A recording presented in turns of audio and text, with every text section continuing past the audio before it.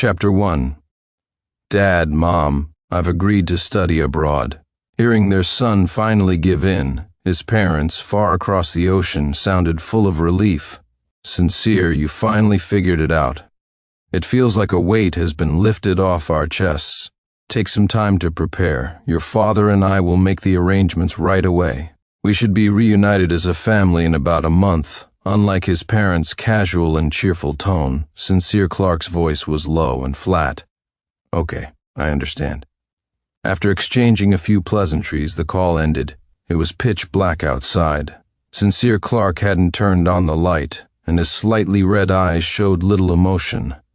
About half an hour later, footsteps sounded at the door. Sincere Clark didn't get up to greet her as he usually would. Instead, he quietly watched as the dazzling white fluorescent light above his head was switched on.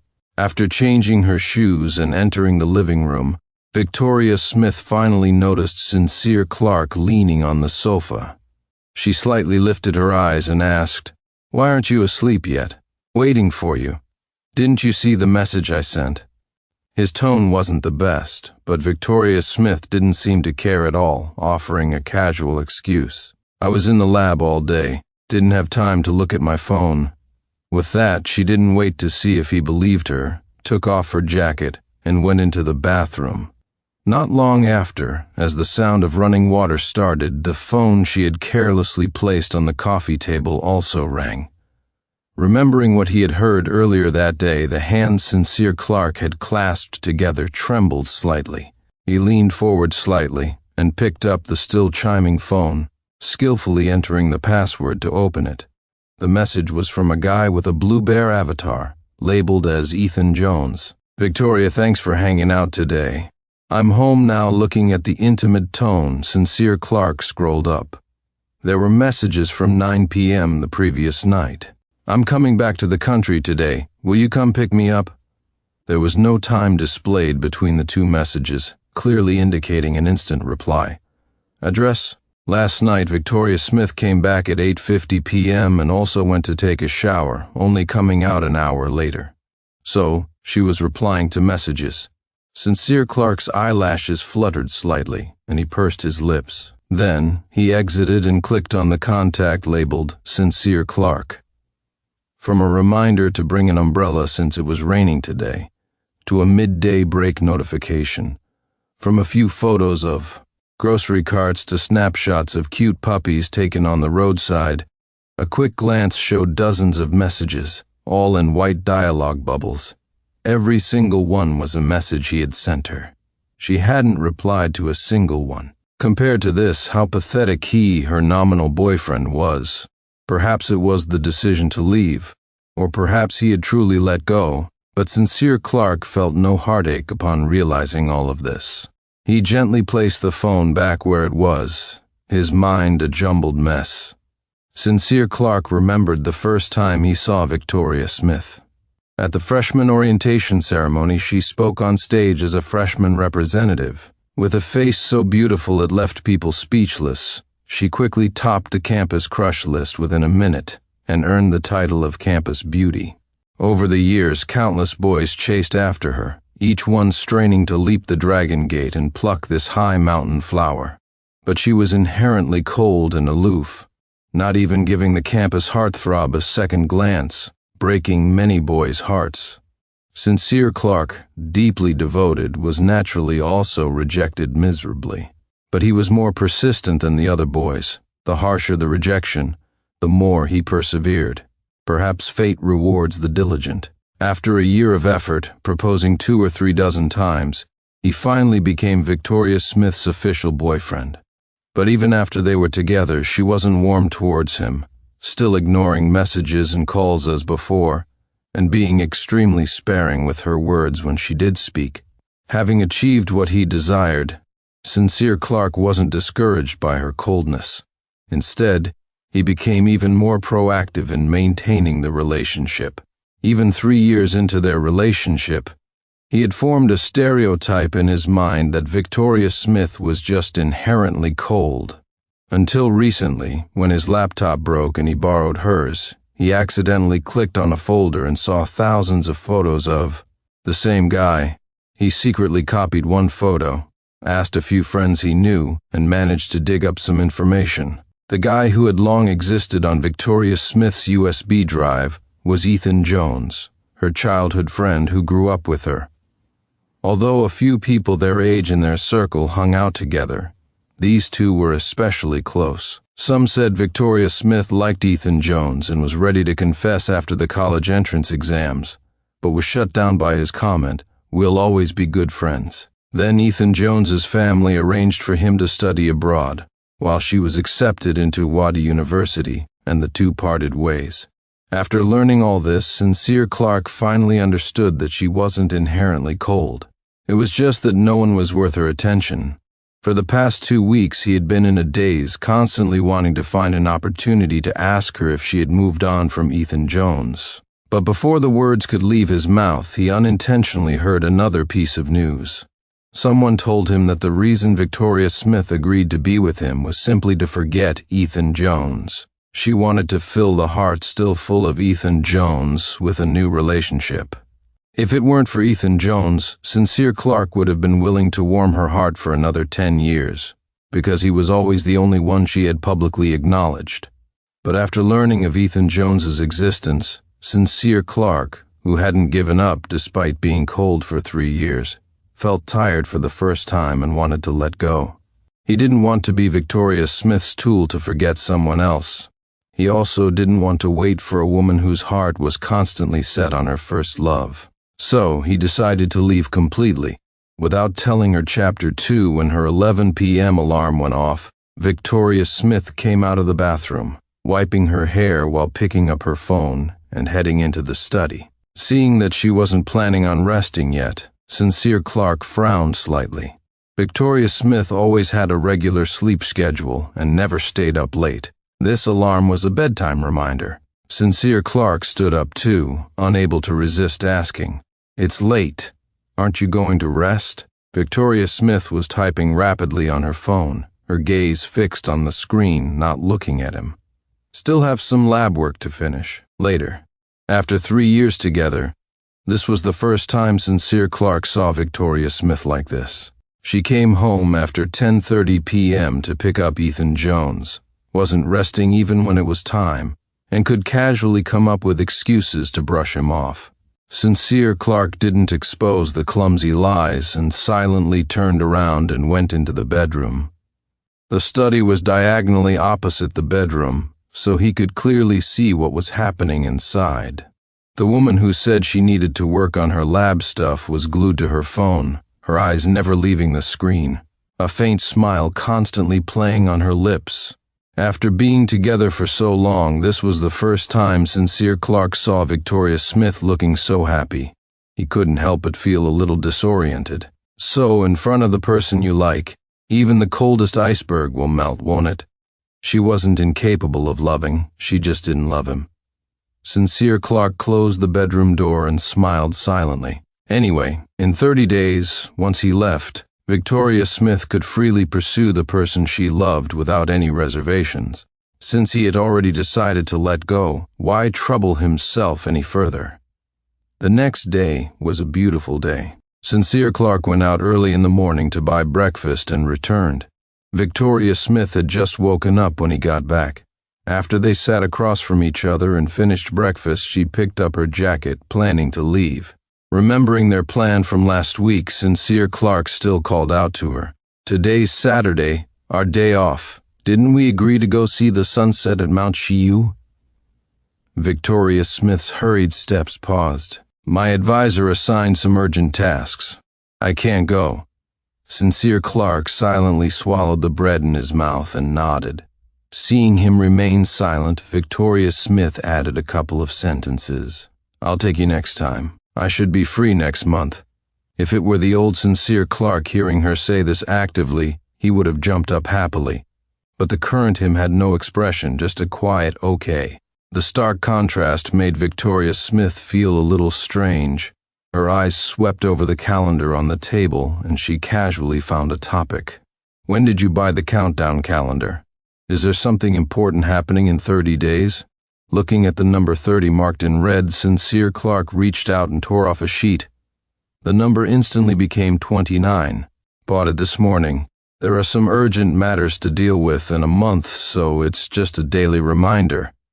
Hearing his tone was completely normal, Victoria Smith didn't ask any more questions. She walked to the entrance, changed her shoes, and opened the door. "I'll bring you some pear tarts later. You should rest well at home." The end of her sentence was swallowed by the closing door. Sincere Clark chuckled softly, his eyes slightly red.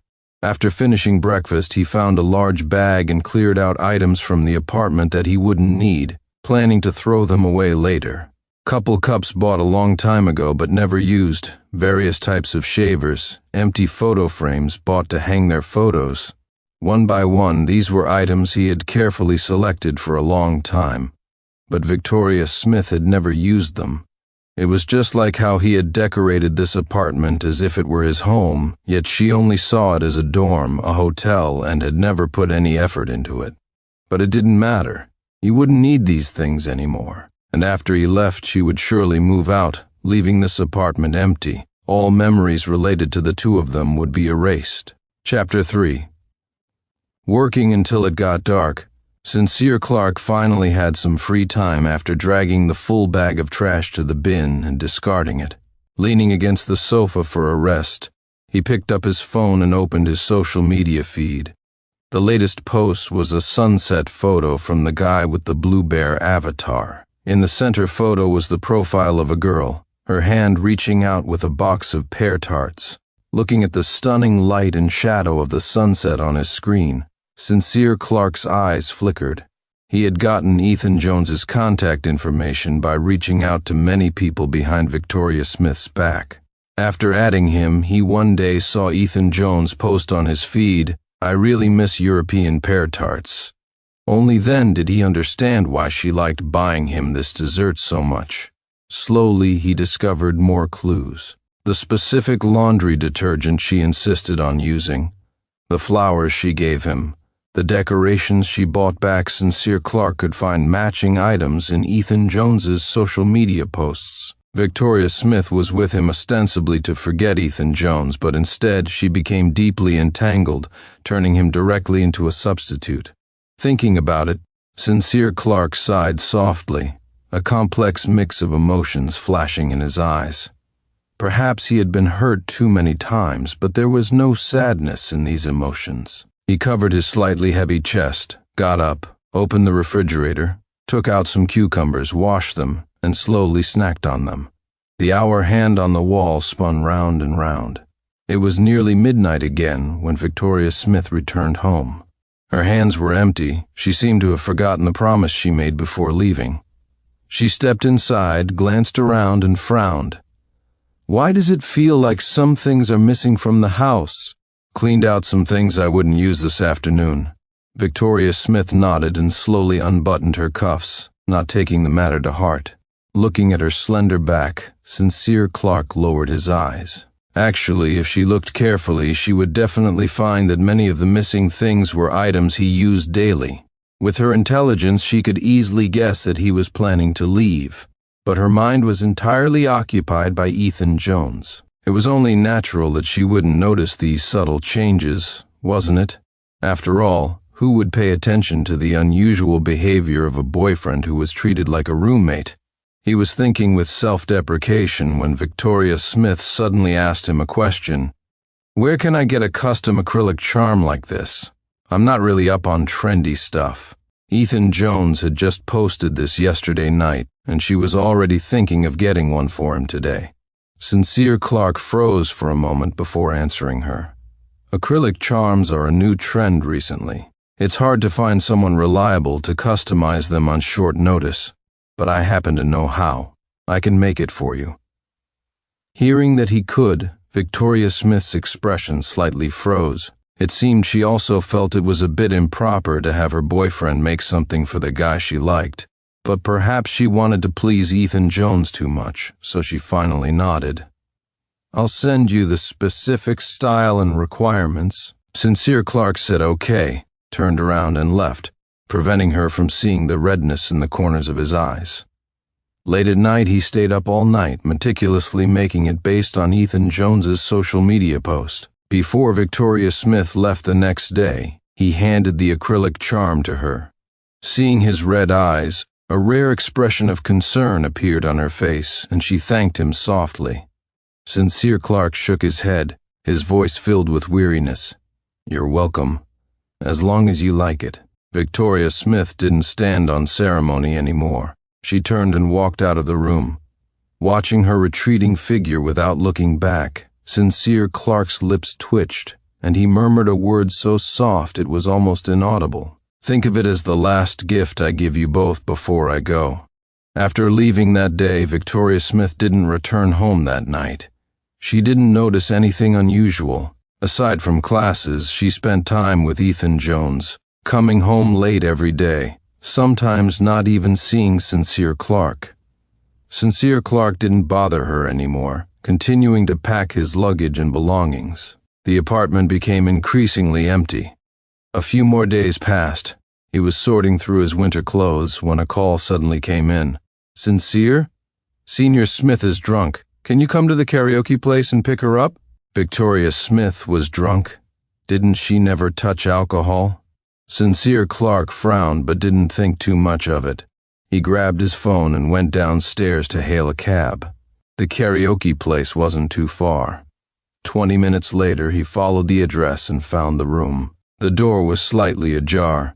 He gently pushed it open and immediately saw Victoria Smith slumped in a guy's arms.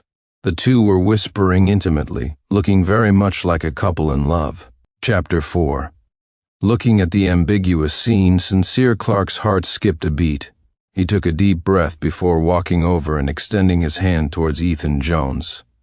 "Hello, I'm Victoria's boyfriend, Sincere Clark." Hearing this, Ethan Jones shook his hand while pushing Victoria Smith away, trying to wake her up. "Victoria, your boyfriend is here. Wake up, Victoria Smith." Flushed red with drunkenness, swayed and slumped back into Ethan Jones's arms. She even hugged his arm, mumbling the words, "You're my boyfriend." Everyone in the room had awkward expressions, but Sincere Clark's face was calm. He took out a few capsules from his bag and handed them over. "She's drunk. I brought some hangover pills. Let her sober up before we go back."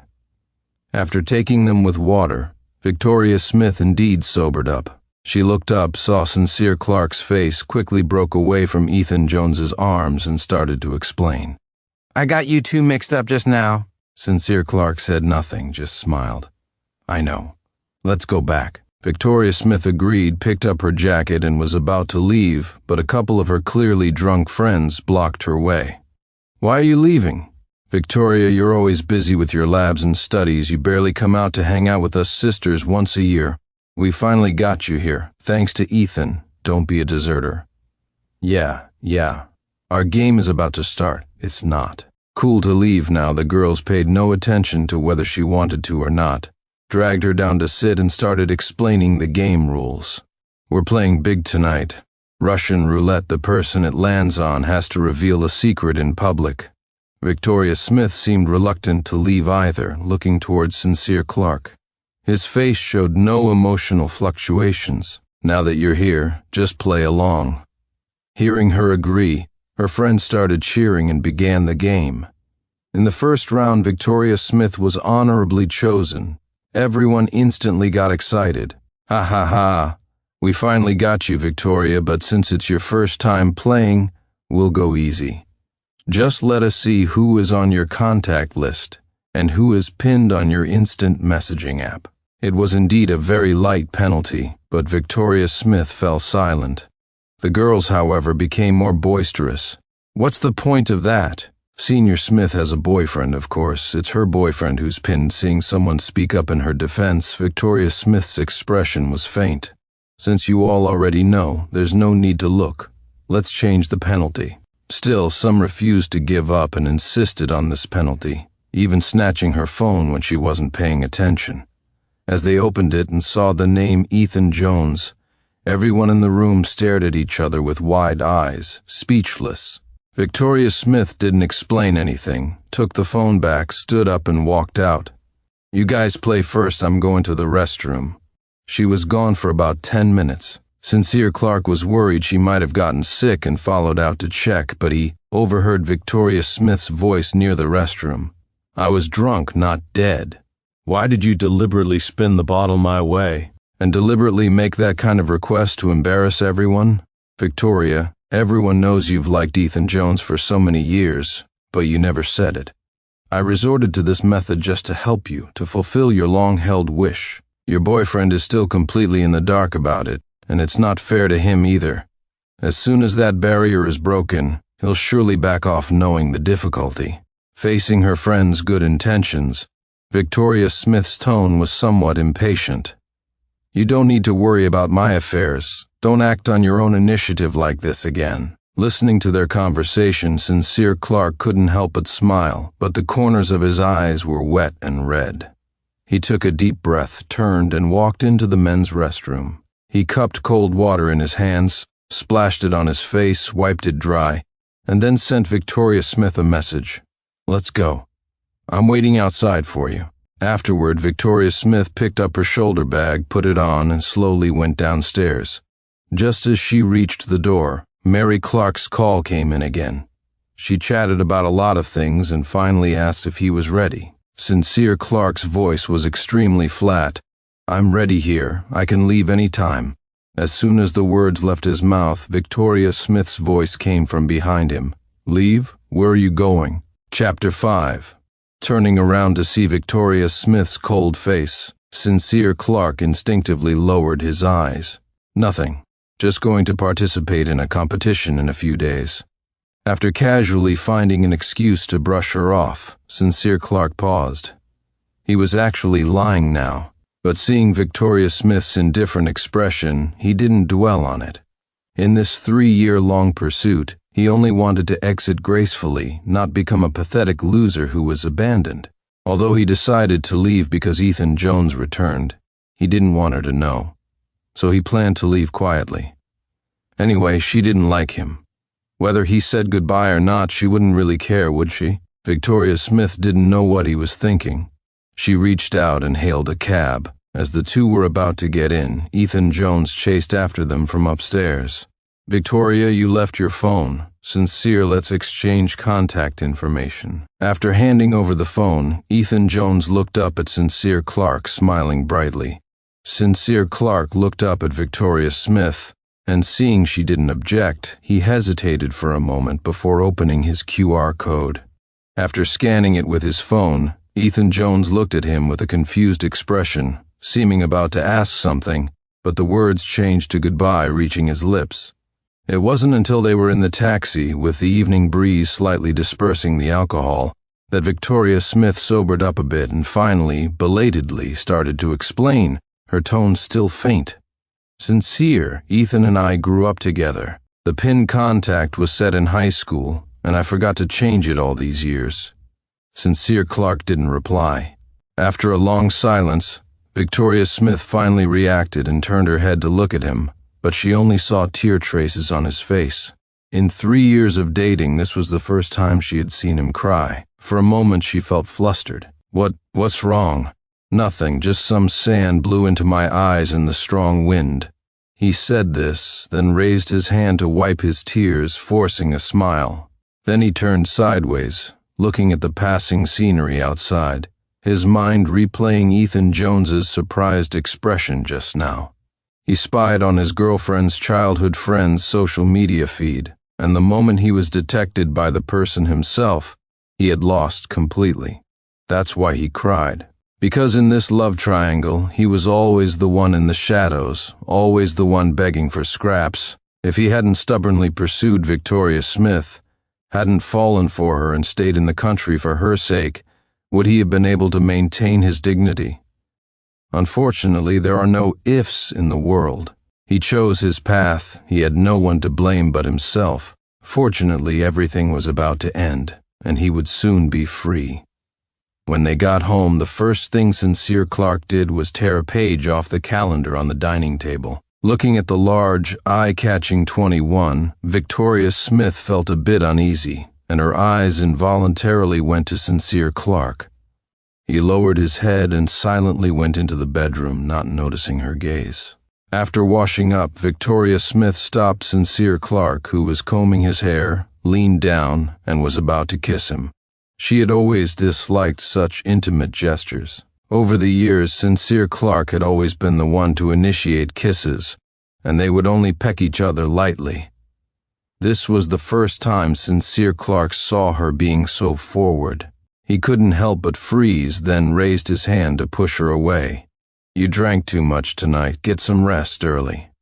Seeing him turn to leave, Victoria Smith felt even more flustered. She felt as though something was slipping out of her control and instinctively hugged him. This time, Sincere Clark didn't push her away again. Her rapidly pounding heart slowly quieted down. Chapter 6. Waking up again and seeing Victoria Smith sitting on the sofa, Sincere Clark was a little surprised. Seeing him awake, she quickly put down her book and stood up. "Didn't we say before that I'd go watch the sunset with you? The weather hasn't been good lately. I'll take you to Universal Studios first, and then I'll take you to Mount Shiue when it clears up." Facing her orderly invitation, Sincere Clark looked at her calmly for quite a while before slowly nodding. Throughout their 3 years together, he had always been the one eagerly arranging various dates with her. She had never said she would actively go out with him. So hearing her say that today was not without surprise. Could it be, had she noticed something unusual? Sincere Clark had already decided to let her go, so going out with her no longer filled him with the joy and excitement he once had. They played until the afternoon, wandering around and experiencing a few rides. Seeing his still indifferent expression, Victoria Smith couldn't help but ask him, "Are you not having fun?" Sincere Clark gave a faint smile, gently shaking his head. "No, I'm having a lot of fun." A photographer nearby saw the handsome couple approaching and quickly approached them. "Would the two of you like a photo service?" Victoria Smith froze for a moment, suddenly remembering that in 3 years of dating, they really hadn't taken a single photo together. She was about to say something when her phone rang. Seeing the number, she raised her hand to signal she would take the call first. She didn't know what was said on the other end, but her face changed slightly. Sincere Clark stood quietly beside her, watching. When she suddenly turned her head, he also turned. Ethan Jones, wearing a little panda hairband, immediately entered their field of vision. As soon as she saw him, Victoria Smith took a step forward towards him, asking gleefully how he got there. As expected, once Ethan Jones appeared, she forgot everything else. Sincere Clark lowered his eyes, subtly declined the photographer, and then slowly walked over. It seemed the only photo they might have taken before he left wouldn't happen after all.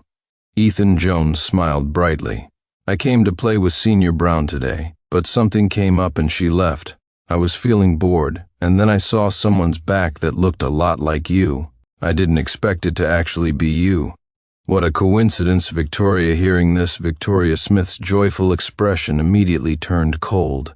"Senior Brown? What's Senior Brown? What's her name? Do I know her? What's your relationship with her? Why did she ask you out to play as soon as you returned?"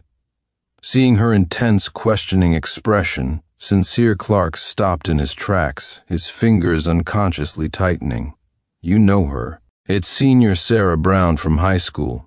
She was also going to study abroad 2 years ago, and I helped her connect with an advisor.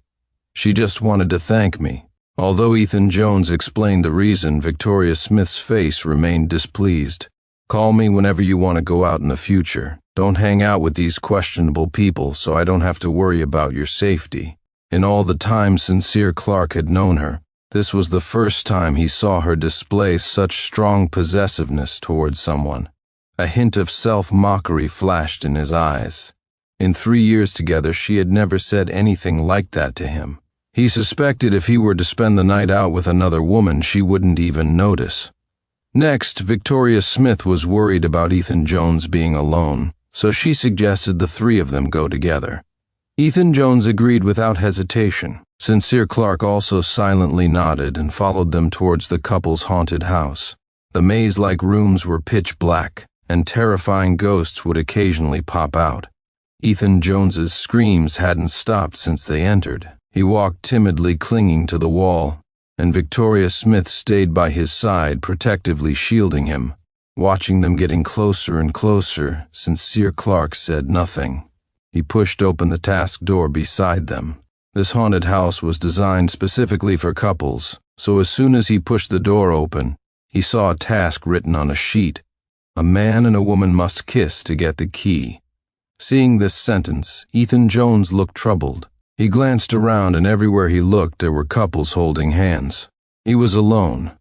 With ghosts occasionally flickering around, he was terrified and just wanted to get out quickly. So he grabbed the sole woman who had just entered. Could you help me complete?" Before he could finish, Victoria Smith directly grabbed his hand, pulled him into her arms, tilted her head back, and pecked him lightly on the lips. The wetness was still on Ethan Jones's lips. He stared at her with wide eyes, but Victoria Smith didn't look up. She directly gave him the key that popped out and whispered, "You're scared, go out first." Then, she turned her head and saw Sincere Clark. Only then, remembering he was with them, her expression changed slightly. She seemed to be thinking about how to explain her absurd act of kissing another boy right in front of him. "Ethan is easily scared. I was afraid he—" Just as she started, Ethan Jones screamed and rushed out. Seeing the large group of NPCs chasing after him, Victoria Smith was afraid he'd be scared and pulled him towards the exit to run. The narrow passage instantly became chaotic. Sincere Clark, caught by the crowd, watched the two retreating figures getting further away. It was always him being abandoned, wasn't it? Chapter 7. Although they escaped from the haunted house, Ethan Jones was still shaken, constantly patting his chest, his mind replaying the terrifying situation inside. Remembering the kiss, his face instantly flushed, and he gave Victoria Smith a shy glare. "Victoria, you were too impulsive just now. Even if you were worried about me, you shouldn't have done that in front of your boyfriend. He'll definitely overthink things." Because they left in a hurry, Victoria Smith didn't know how Sincere Clark reacted when he saw it, and she felt a little uncertain, so she didn't comment on this. Glancing at the tightly shut door, Ethan Jones continued to mumble. That task was so strict. How is Sincere going to complete it alone? He won't just grab someone and kiss them, right? Victoria Smith shook her head. He won't. Seeing her sound so certain, Ethan Jones looked at her in surprise. "Are you that sure?" "Yes, he likes me very much. He doesn't have eyes for anyone else." Just as he reached the doorway, Sincere Clark heard this sentence, and a bitter smile appeared on his lips. So, she knew everything. She knew he liked her to a hopeless degree, so she could hurt him so recklessly. He smoothed his sweat-dampened hair, raised his hand, pushed open the door, and walked out. Seeing him come out, Ethan Jones quickly stepped forward and intimately grabbed his hand, asking with concern, "Sincere, how did you get out?" Sincere Clark took a few steps to the side, putting distance between them, his tone flat. "Very simple. Just give up the game, and the NPCs will let you out." Hearing him say it so casually, Ethan Jones's eyes widened as he looked at Victoria Smith. "You can just give up? Then we just—" Victoria Smith cut him off before he could finish. "I was too worried about you. Sorry." The blush on Ethan Jones's face hadn't faded yet. He looked at Sincere Clark, his tone probing. "It's fine with me, as long as you don't mind, Sincere. Victoria and I kissed many times playing house when we were kids. It was just playing around, not serious." Looking at the two of them echoing each other, Sincere Clark couldn't say a word and silently walked towards the exit. After the scare, both of them were exhausted. Ethan Jones proactively said goodbye and went home alone. After watching his car disappear from sight, Victoria Smith finally turned her attention to Sincere Clark. "We're tired today. Let's get something to eat. Is Western food okay?" Seeing her unusual initiative today, Sincere Clark more or less guessed that she felt guilty about the kiss and wanted to make it up to him. At this point, he didn't really care about these small matters anymore, so he pretended nothing had happened and agreed. They went to a nearby French restaurant. Victoria Smith specifically booked a private room on the second floor. Looking at the uninterrupted beautiful night view outside the window and the romantic candlelight dinner in front of him, His face still didn't show much emotion. He stared blankly at the artificial yellow roses in the vase. Victoria Smith was just brewing a topic when a message popped up on her instant messaging app. After opening it and seeing the content, she stood up almost instantly. "Something's come up, I have to go. Sincere, is it okay if you eat alone?" Sincere Clark glanced up at her, didn't ask what was wrong, and slightly nodded. Victoria Smith grabbed her jacket and rushed downstairs. The waiter brought the table full of dishes they had just ordered. Seeing the waiter looking around with a surprised expression, Sincere Clark said nothing, picked up his knife and fork, and began to enjoy the dinner. He finished eating exactly at 7 p.m. After taking out his phone and booking a cab, he idly opened his social media feed. With a gentle swipe, the feed refreshed, and Ethan Jones's latest post jumped into his view. The accompanying image was a photo taken in a hospital. His lower leg was wrapped layer upon layer of gauze, hinting at a trace of blood. So unlucky. How could I get caught in a multi-car pileup while out? Entered the hospital as soon as I got back. Chapter 8. After returning home, Sincere Clark received a message from Victoria Smith's junior colleague. "Senior Clark, why has Senior Smith taken 4 or 5 days off? She's not replying to my messages. Is something wrong?" He didn't even need to guess why she had taken time off, but Sincere Clark still found an excuse to explain for her. After all, Victoria Smith usually spent all her time in the lab and was never late or left early. Taking so many days off at once would inevitably lead people to wonder. Something came up with her family.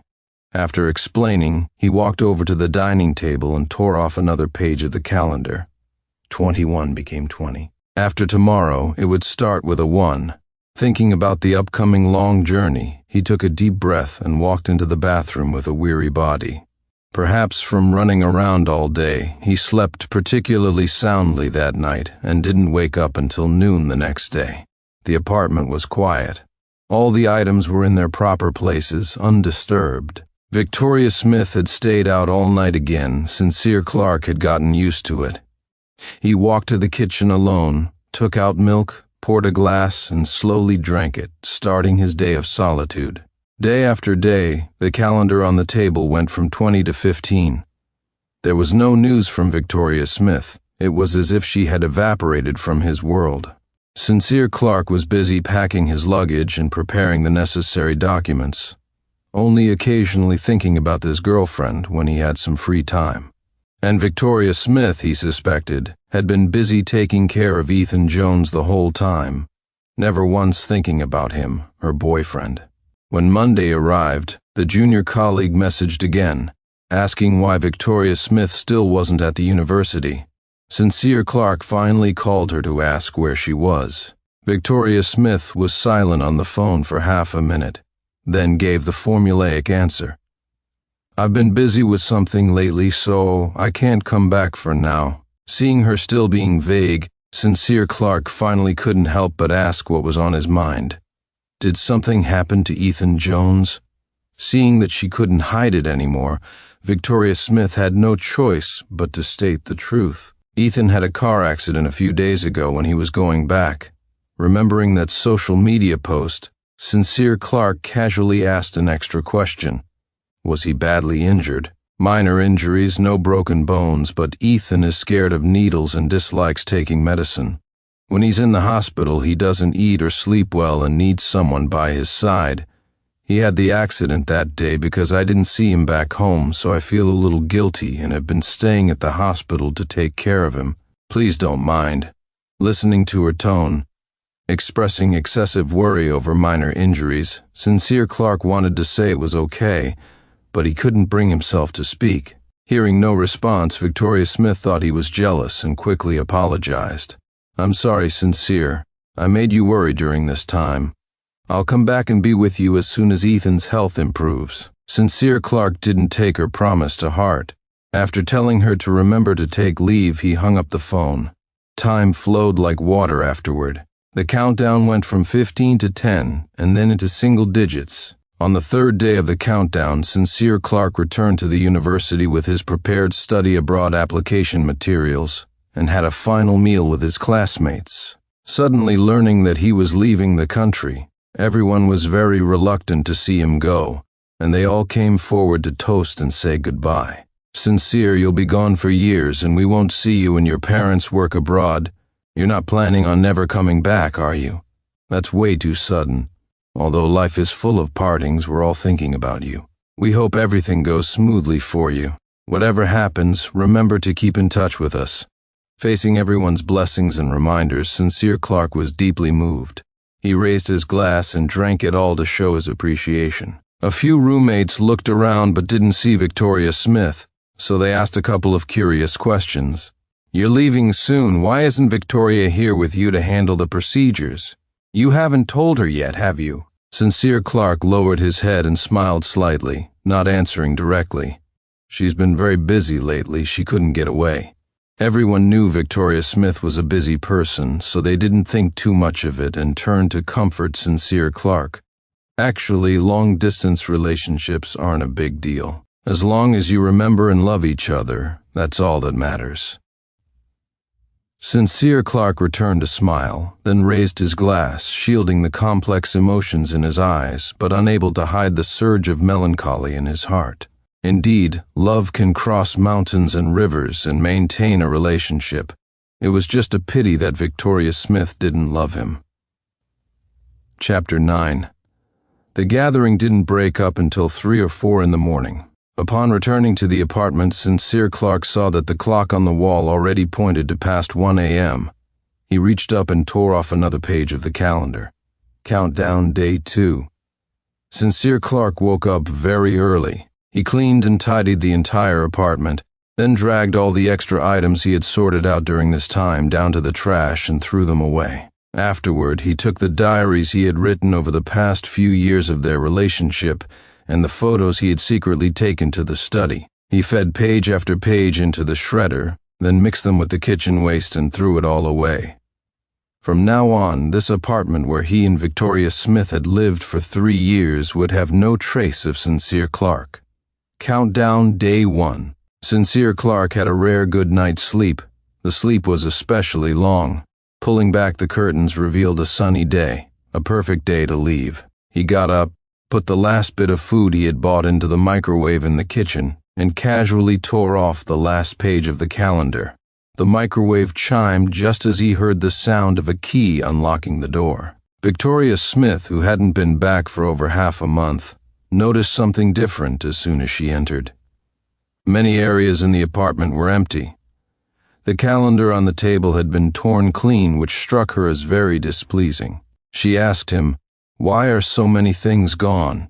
Sincere Clark's voice was extremely calm. "Threw them away since I wasn't using them. You can buy new ones you like later." Victoria Smith nodded, not taking it to heart, and took the fresh vegetables she had just bought into the kitchen. Passing the dining table, she saw how simply he was eating and couldn't help but take his plate away. "It's your birthday today, and you're just eating this? Don't eat that, I'll cook instead." Sincere Clark was a little surprised. She actually remembered? He sat on the sofa, listening to the sounds from the kitchen while watching the clock on the wall ticking by the seconds. When a few dishes were served, the phone on the table rang again.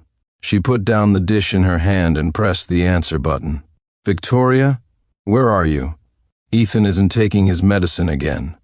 Hurry and come to the hospital to persuade him." It was a middle-aged woman's voice, her tone similar to Ethan Jones's. Sincere Clark guessed it was probably his mother. Victoria Smith didn't agree immediately. Instead, she lowered her head and looked at Sincere Clark's expression, seemingly asking for his opinion. "Go ahead and take care of it." Hearing him say this calmly, Victoria Smith breathed a sigh of relief, but she still felt she owed him something, so she quickly said she would make up his birthday celebration in a few days. Sincere Clark shook his head slightly and smiled as he refused. Seeing his expression, Victoria Smith felt inexplicably flustered. Just as she was about to ask something, the doorbell suddenly rang. She quickly opened the door and took the mango cake she had ordered recently. When she returned, Sincere Clark's expression had returned to normal. He walked up to her and took the cake, seemingly not wanting to delay her. Victoria Smith's guilt increased a few notches. She looked at the time. There were only a few minutes left. She walked to the dining table and opened the cake box. "I'll leave after you make a wish." Sincere Clark took a candle, lit it, clasped his hands together, and spoke his wish from the bottom of his heart. "I hope Victoria Smith can fulfill her desire and be together with the person she likes forever." Hearing his wish, a smile appeared in Victoria Smith's usually cool eyes, and she couldn't help but ruffle his hair. "What kind of wish is that? Aren't you and I already together?" Looking at the smile in her eyes and on her face, Sincere Clark smiled along, not explaining anything, only reminding her that time was running out. Victoria Smith looked at her watch, then waved goodbye to him and turned to walk towards the door. Seeing her about to close the door, Sincere Clark instinctively called out to her. "Victoria Smith, actually." Victoria Smith turned around and looked at him. "What did you say?"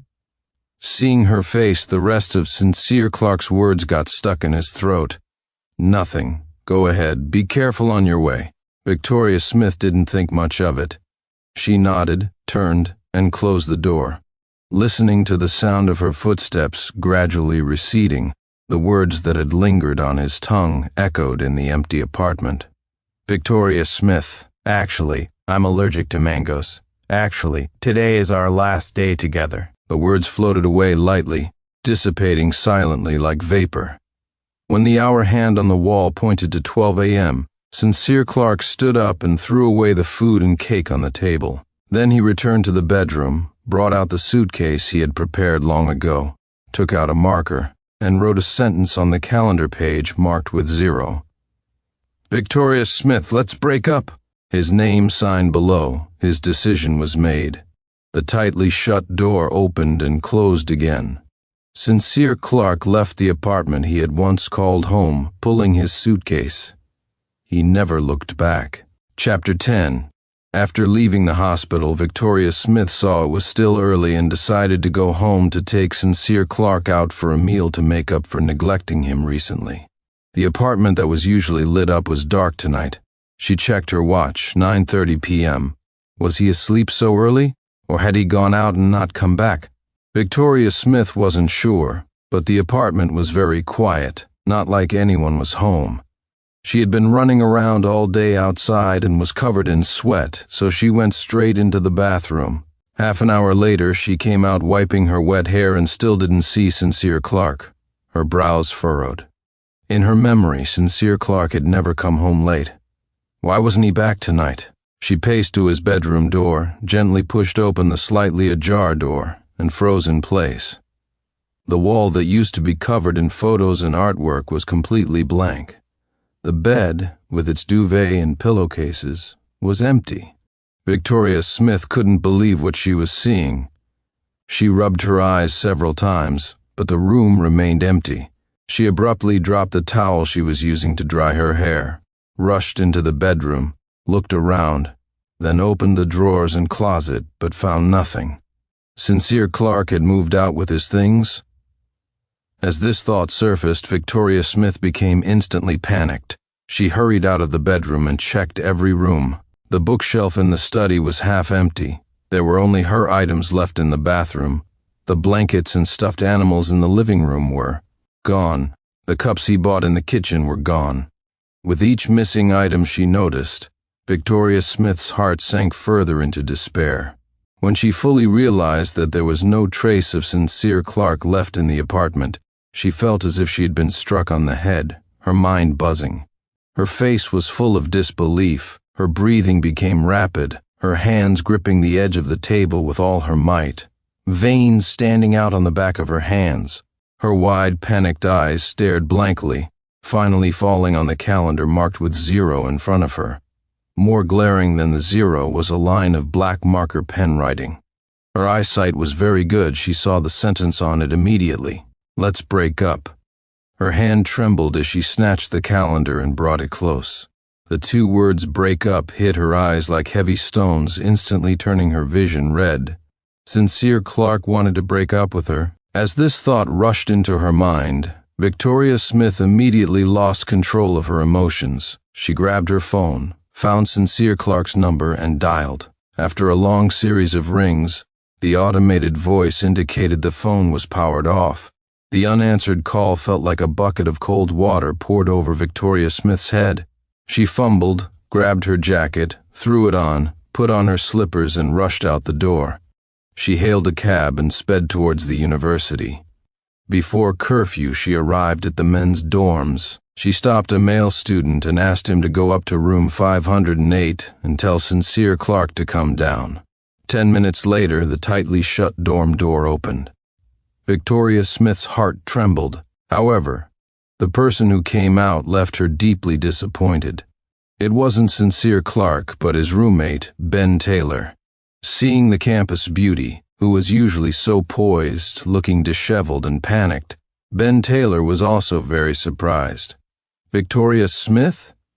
Why are you here? Where's Sincere Clark? Tell him to come down." Both sentences came out at the same time. After hearing what she said, Ben Taylor was even more astonished. "Sincere isn't in the dorm. I think his flight was today." "You didn't know?" Hearing the word flight, Victoria Smith didn't think twice and turned around, sprinting towards the university exit. On the way to the airport, she called Sincere Clark again. The moment the call connected, her heart, which had been free-falling in the dark night, finally settled. What followed was a surge of furious anger. Chapter 11. After a flight of over 10 hours, Sincere Clark landed in Paris. Robert and Mary Clark were waiting at the arrival gate. As soon as they saw him, they warmly waved. Sincere, over here seeing his parents after half a year, his low mood instantly lifted significantly. He ran towards them and hugged them. "Dad, Mom, how long have you been waiting?" Robert Clark took his luggage. Mary Clark hugged her son and kissed him, her voice full of joy. "Just over an hour, not long, not tiring. But you've been on such a long flight, you must have suffered quite a bit, right?" No matter his age, as long as he was in his mother's arms, Sincere Clark felt like a child again and couldn't help but want to act spoiled. Yes, I'm exhausted. Mom, you have to cook lots of delicious food to make up for my wounded heart." Mary Clark patted his shoulder, her eyes full of affection. "Little glutton, order whatever you want. Mom will make it all for you." The family of 3 went home laughing. Robert Clark went straight into the kitchen to prepare ingredients after putting down the luggage. Mary Clark pulled her son into the bedroom. Looking at the room filled with sunlight and fully prepared furniture and bedding, Sincere Clark dropped his suitcase and pounced onto the bed. "So soft, Mom. You know me best. If you're tired, rest for a bit. I'll call you when dinner is ready." Sincere Clark nodded repeatedly. After watching his mother leave, he stretched. Smelling the scent of sunlight on the quilt, his tense nerves slowly relaxed and his heavy eyelids closed tightly. After preparing the ingredients, Robert Clark came in and saw him asleep. He partially drew the curtains to block the harsh sunlight. Just as he was about to leave, Sincere Clark's phone on the bedside table suddenly vibrated. Robert Clark, afraid of waking his son, quickly grabbed the phone and hurried out, closing the door behind him. After hiding in the kitchen, he noticed the phone was still ringing non-stop. Only then did he lower his head to look at the screen. The moment he saw the name Victoria Smith, his expression instantly became serious. He nudged Mary Clark with his arm, signaling her to look. Mary Clark glanced at it, immediately put down her spatula, and her face also showed an unreadable expression. The couple looked at each other for a long time. Finally, Robert Clark answered the call. Victoria Smith's angry voice came from the phone. "Sincere Clark, what do you mean by this?" Hearing her tone, the two looked at each other and with a tacit understanding didn't speak. Victoria Smith, who got no response, became even angrier. "Where are you? Send me your address. Let's talk in person." There was another moment of silence in the kitchen. Then Mary Clark replied to her, "I'm afraid that won't be possible. Sincere is here in France. You can contact him after he wakes up." After saying this, Mary Clark hung up the phone directly and picked up her spatula again. Seeing she still had the mood to cook, Robert Clark immediately got anxious. Who is this woman? Why is she talking to Sincere like that? Why aren't you worried at all? You're still cooking. Mary Clark rolled her eyes at him and shushed him twice. "The child is right here. What's there to worry about? What are you shouting about? Don't wake the child up, even if it's a major issue. It can wait until after he eats." Robert Clark thought about it and felt his wife made a lot of sense. He put the phone in his pocket and helped with the kitchen waste. 40 minutes later, 6 large dishes were on the table. Mary Clark went in and woke her son up. Sincere Clark opened his eyes and instinctively reached for his bedside table but found it empty. He looked at Mary Clark sleepily, his voice filled with drowsiness. "Mom, where's my phone?" Sincere Clark's heart sank. He spun around and glared at Robert Clark. Robert Clark rubbed his nose, walked over with a flattering smile and handed the phone to him. It's here. Before Sincere Clark could react, he took the phone and was about to check the time when both his parents leaned in closely. "Sincere, who is Victoria Smith?" Chapter 12. Hearing his parents ask this question, Sincere Clark froze for at least 10 seconds. He awkwardly ran a hand through his hair and stammered, unable to speak. When he started university, Robert and Mary Clark immigrated abroad and originally wanted to take him with them, but he refused to go because he had fallen for Victoria Smith, insisting on staying in the country to finish his degree. Although Robert and Mary Clark weren't against him dating early, he was the one doing the chasing, so he never dared to tell his parents the reason. Later, although he and Victoria Smith got together, he knew his parents were very gossipy and didn't want to be interrogated by them, so he simply kept his mouth shut. He kept it a secret for 3 years. His parents kept mentioning that he should go abroad, and he kept finding excuses to put them off, not agreeing even as graduation approached.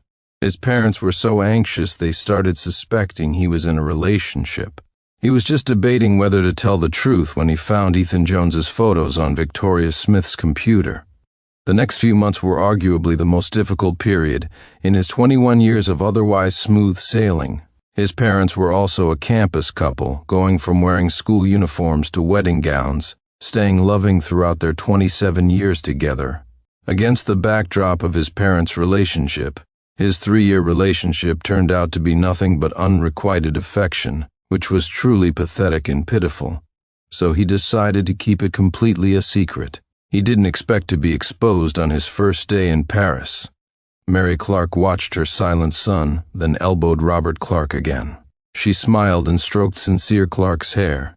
"Don't mind your dad. Get up and eat." At the dining table, the family of 3 focused on serving themselves. Not a sound was made. Seeing his parents trying their best to hide their awkwardness, Sincere Clark's mind raced through 700 or 800 thoughts. Finally, he spoke. "Dad, Mom, Victoria Smith is my ex-girlfriend. We dated for 2 years and we just broke up recently." Sincere Clark confessed, partly truthfully and partly not. His parents had somewhat anticipated this and exchanged another look.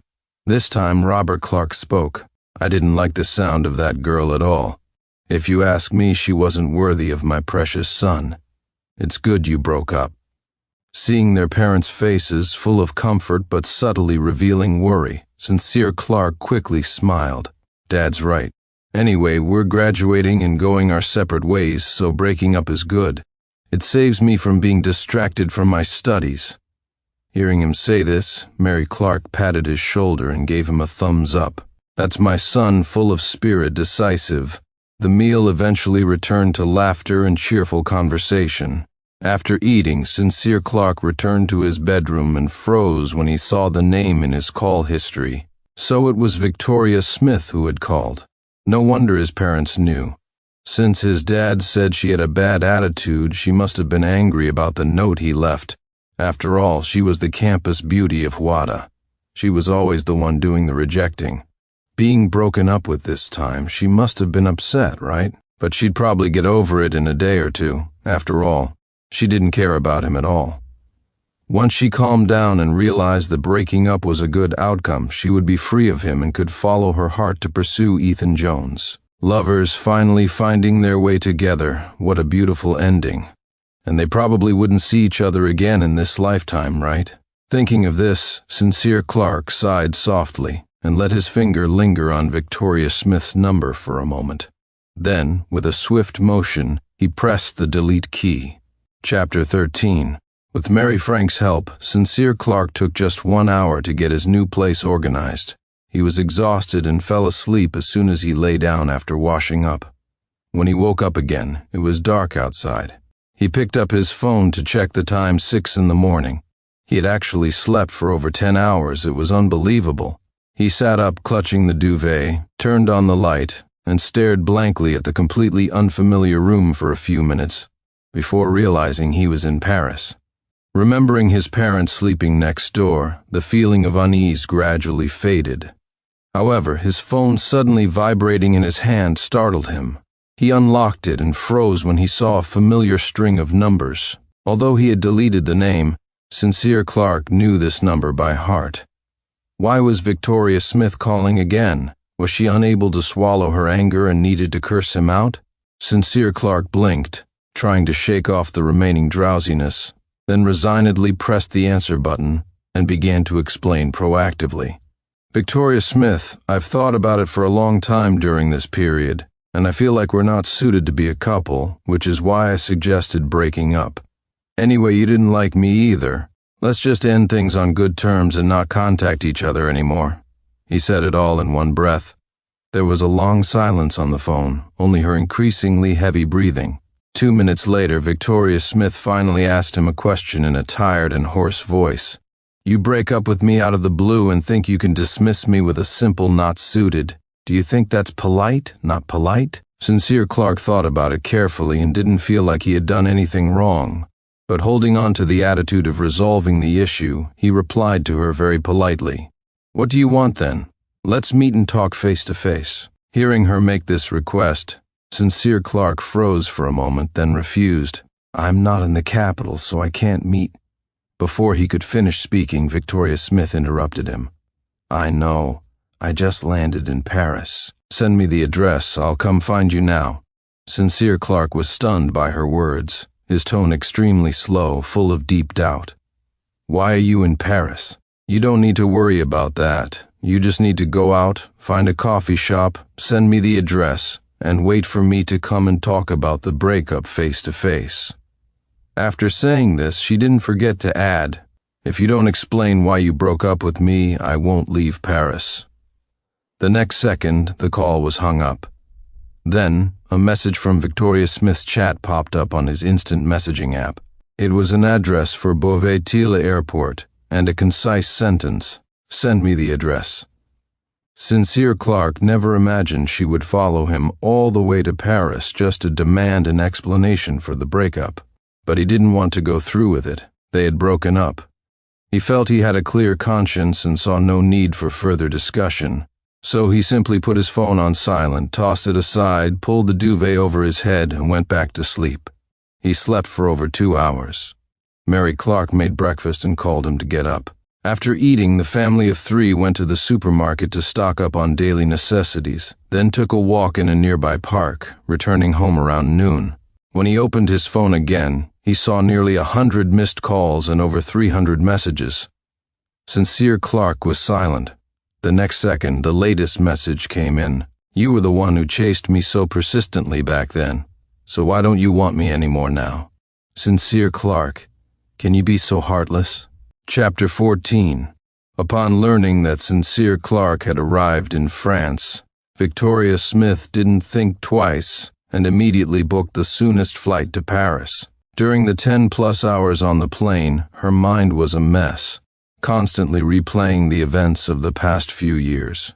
In her heart, Ethan Jones had always been the only one, so even after he went abroad, she didn't let go of him, always regretting the love she never confessed.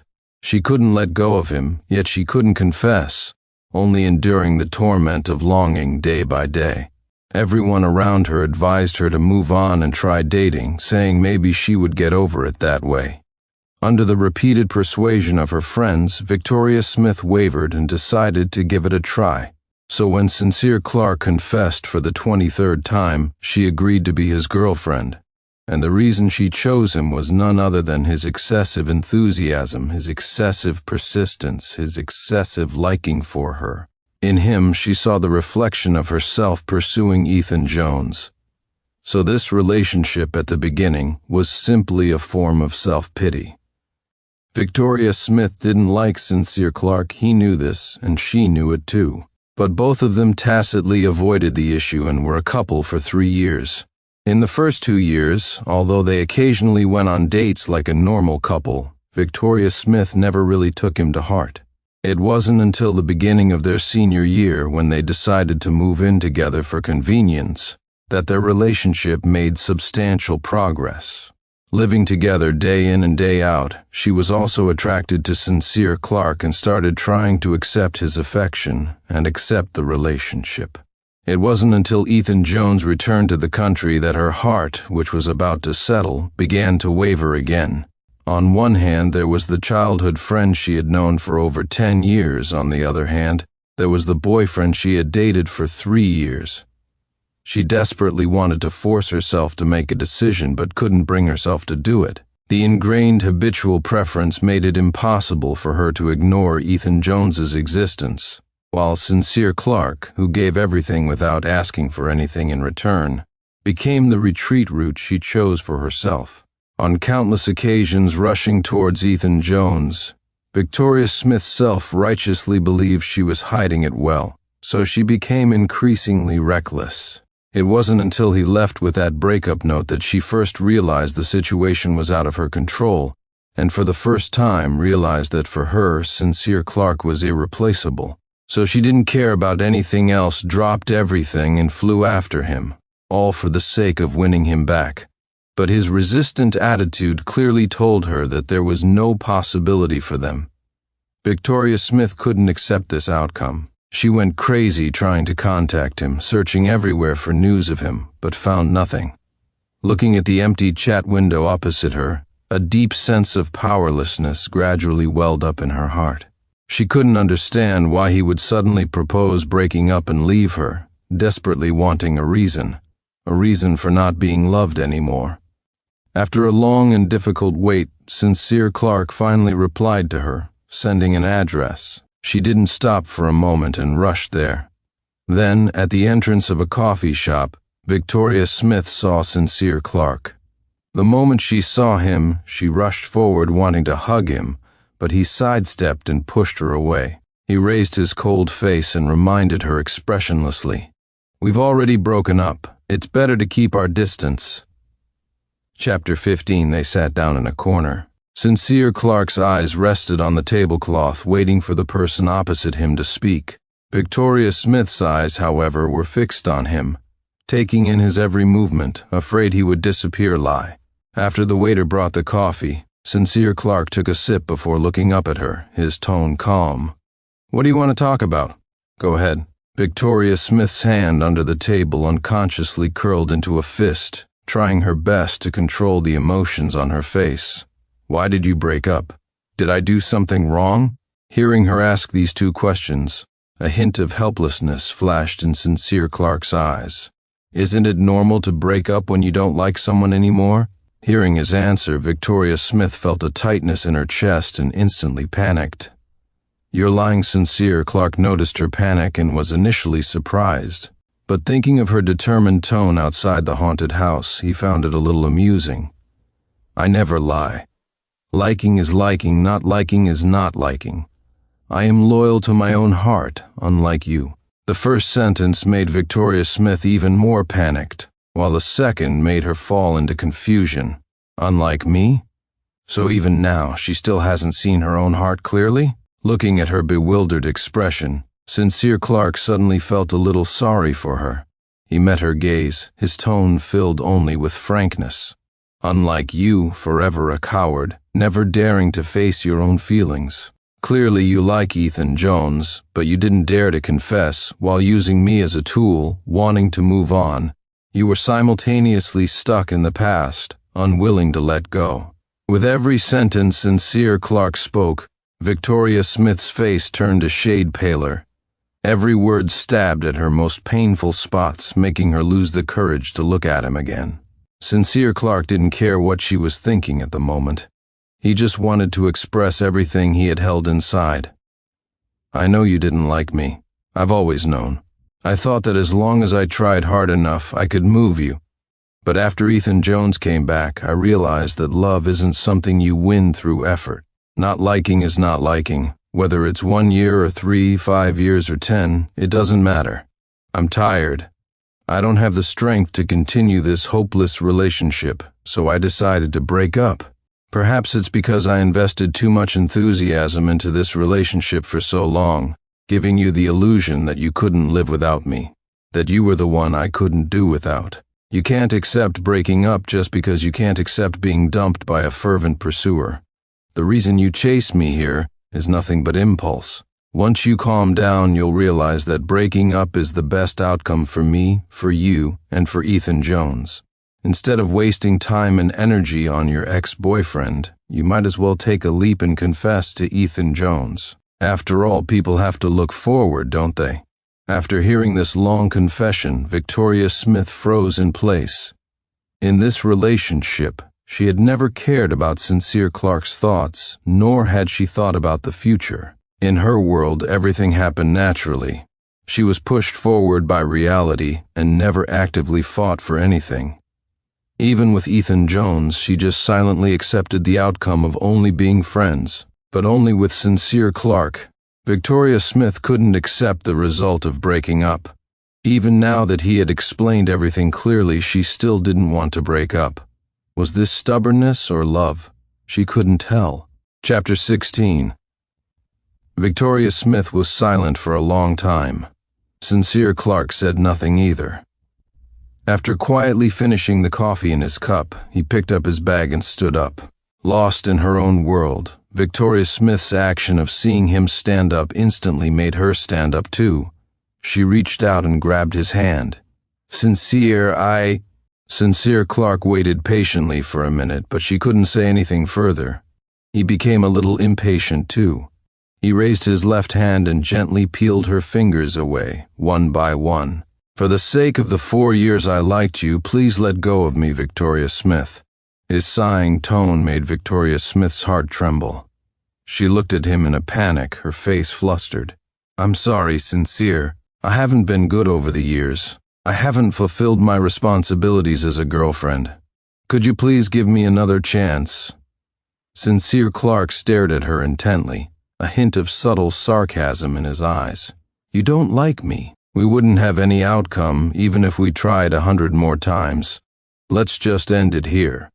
With that, he strode resolutely towards the door, not turning back again. Watching his determined back, Victoria Smith felt as if all the strength was slowly draining out of her. She sank back onto the chair, her eyes unfocused, his words replaying in her ears. Her mind couldn't help but recall the 3 years they had dated. She rarely replied to his messages, rarely took the initiative to share her daily life with him, and rarely went out on dates with him. She had never cared about his feelings, never noticed his changes, and never expressed love in front of him. Sincere Clark had persisted for 3 years in such an uncommented relationship, yet Victoria Smith had been completely oblivious, instead openly maintaining closeness with Ethan Jones and engaging in various intimate actions right in front of him. Recklessly consuming and squandering his affections like that, what right did she have to win him back? The afternoon sun was warm and bright, making Sincere Clark feel cozy. After saying everything he had bottled up, he felt his steps became much lighter, and everything he saw brought him joy. The fountain in the plaza refracted a rainbow under the sunlight. He took out his phone from his bag to take a photo, but found that he suddenly had a lot of new messages on his instant messaging app. Opening them one by one, they were all question marks from friends and classmates, asking what had happened between him and Victoria Smith. Reading them gave Sincere Clark a headache. He didn't know how to reply. After all, Ethan Jones was also involved in this matter, and he didn't want to drag him in. Therefore, he had to be careful with his wording. He walked and thought, finally deciding that any explanation would be awkward. So he simply posted an update, using the rainbow he had just photographed as the accompanying image. Thanks for everyone's concern. Amicable breakup. A simple 10 or so words, yet it swept through all the social platforms at Huada like a tornado. Campus beauty is single again. Did Victoria Smith finally dump Sincere Clark? Looking at the screenshots of exaggerated discussions sent by his roommates, Sincere Clark found it amusing in addition to being speechless. He couldn't help but ask a question in the dormitory group chat. Am I that pathetic? Why is everyone saying Victoria Smith is finally free? His roommates quickly sent comforting messages. They're just blinded by the campus beauty's halo. They don't understand how good you are, Sincere. Exactly, there are plenty of beautiful women around. Don't be sad. Let's find an even prettier one. Ben is right, it's not worth being sad over someone so heartless. Sincere, cheer up. So everyone thought he was very sad? Sincere Clark couldn't help but laugh out loud and immediately typed a sentence to clear his name. I'm not sad at all because I dumped Victoria Smith. 5 seconds later, countless question marks and exclamation points flooded the screen. 10 minutes later, the news that the campus beauty had been dumped by her boyfriend spread. Sincere Clark thus became famous overnight. Chapter 17. Seeing Sincere Clark's breakup announcement, Ethan Jones immediately called Victoria Smith to confirm, but she didn't respond at all, as if she had vanished. This had never happened before, and he couldn't help but feel a little flustered. He sent several more messages. 7 or 8 hours passed with no response. Ethan Jones couldn't wait any longer, so he tentatively sent Sincere Clark a surprised emoji. Did you and Victoria really break up? Why? 5 minutes later, he received a reply. I'm studying abroad in France. A long-distance relationship is too exhausting, so I didn't want it anymore and broke up. Seeing these few sentences, a bright smile blossomed on Ethan Jones's face, and joy welled up in his eyes. Since they had broken up, Victoria Smith would stay by his side obediently in the future, and he wouldn't have to think of ways to break them up anymore. Although this was what he was thinking, the message he sent back was full of regret. I actually thought you guys would make it to the end. It's really a shame you broke up. But I can understand how you feel. Victoria's personality is indeed hard to get along with. Besides a few of us who grew up together, she doesn't get close to anyone. You've had a tough few years. Wishing you a smooth time studying abroad. Facing his sarcastic message, Sincere Clark simply replied with thanks. Ethan Jones didn't want to waste time on someone who was already out of the picture. He grabbed his phone and went to Victoria Smith's place to find her, but struck out. Seeing the tightly shut door, his brows furrowed immediately. Where had Victoria Smith gone? Anxious to see her, he booked a private room at a nearby tea house to wait for her. He waited for over 10 hours, slept, and only saw Victoria Smith the next morning. He hurried downstairs to catch up to her, and finally called out to her at her doorstep. Victoria, where did you go? Why aren't you replying to messages or answering calls? Facing his blaming yet somewhat spoiled tone, the exhausted Victoria Smith had no energy to reply. Just had something going on. After this brief reply, she turned to go inside. Ethan Jones was clearly dissatisfied with her answer. He pouted, his tone showing annoyance. What was so urgent? Do you just not care about me anymore? Victoria Smith's body stiffened. Her mind felt like it was going to explode, and her voice wasn't very gentle. I'm very tired right now. Stop being unreasonable. In over 10 years of knowing her, Victoria Smith had never spoken to Ethan Jones with such perfunctory and impatient attitude. And he, who had been spoiled growing up and had spent the night waiting for her with bottled-up grievances, could hardly swallow this. He instantly became more demanding.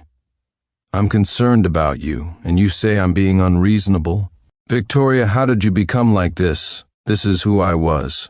After coldly dropping this sentence, Victoria Smith slammed the door shut. The loud bang startled Ethan Jones, and tears streamed down his face. He bit his lip and looked at the tightly shut door, an expression of resentment on his face. He stomped his foot and ran away. In 48 hours, Victoria Smith hadn't had a full night's sleep. She flew back and forth between the capital and Paris 3 times, so as soon as she got home, she collapsed into bed and fell asleep. She slept for a day and a night, finally awakened by intense hunger. She got up groggily, leaned against the wall, and habitually walked toward Sincere Clark's bedroom. She pushed open the door and called out his name several times, but received no response. By the time her blurry vision cleared and she could see the empty room clearly, she froze like a statue. A chill shot from her feet straight to her heart. She lowered her eyes, hiding the sadness and disappointment within, yet she couldn't control her trembling body. She forgot. Sincere was gone. They had broken up. Chapter 18. Following the news that Victoria Smith was dumped, reports of her drinking heavily late at night once again became a hot topic among Huada students. No one expected this exceptionally talented and popular figure to be heartbroken over love. And when a few roommates sent this news to Sincere Clark, his first reaction was that it was baseless gossip. It was just a breakup. How could Victoria Smith be that sad over him? It wasn't until Ben Taylor sent over a few discreetly taken high-resolution photos and he saw the person drunk amidst bottles that he fell silent. His roommates quickly sent questions. "Sincere, didn't you say your relationship wasn't that deep? Why is she so sad?" Sincere Clark had no idea. He supported himself with his hand and thought for a long time, finally making a bold guess. She must have just confessed to Ethan Jones and been rejected, right? Otherwise, he really couldn't figure out why she would be so upset. Ethan Jones also received these widely circulated photos at the same time. Several friends asked him if he had argued with Victoria Smith, which was why she looked so dejected. Seeing these photos, Ethan Jones, who had been angry all day, finally cooled down. He remembered that Victoria Smith seemed very tired yesterday, so her slightly curt tone was understandable. Furthermore, his own attitude wasn't good either. He got carried away and said some things to her, so it was no wonder she went out to drink. After all, they had known each other for over 10 years, and he knew she was the type to keep everything bottled up. He decided to go find her, give her a way out. By the time he got the address and hurried over, Victoria Smith was still drinking glass after glass. Several friends were trying to persuade her, but she wasn't listening to a word, just focused on pouring the wine. Seeing him arrive, the people in the room were overjoyed and quickly welcomed him in. "Ethan, what took you so long? Hurry and persuade Victoria to stop drinking. She's going to end up in the hospital if she keeps this up." Seeing everyone's anxious expressions, Ethan Jones looked embarrassed. "Oh dear, why don't you guys just carry her out? How can I persuade her? She doesn't listen to me." "Oh, you're being humble now among all of us friends. Who doesn't know that Victoria listens to you the most? Whatever you say, there's no way she doesn't listen under their flattery." Ethan Jones became a bit complacent. He awkwardly walked over to Victoria Smith and stopped her from pouring. "Don't drink anymore, Victoria. Come back with me."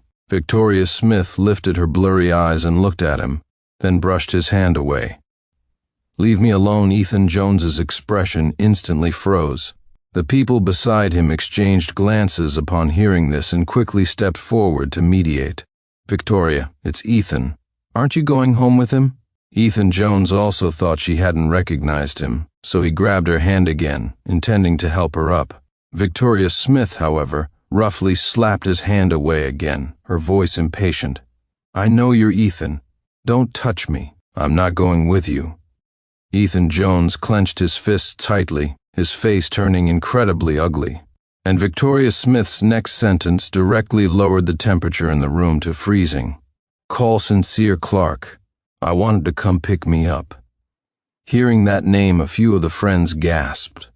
Sincere Clark? Didn't they break up?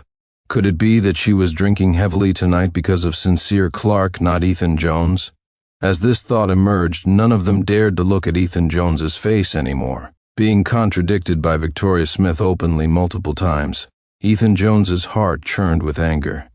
Hearing Sincere Clark's name come out of her mouth again instantly ignited his emotions.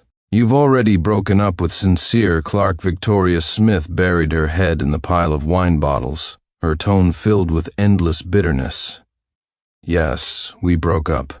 My going to Paris to win him back was useless. Sincere doesn't want me anymore. He doesn't want me." Listening to her continuous mumbling, Ethan Jones's mind exploded with a bang. His face was full of disbelief.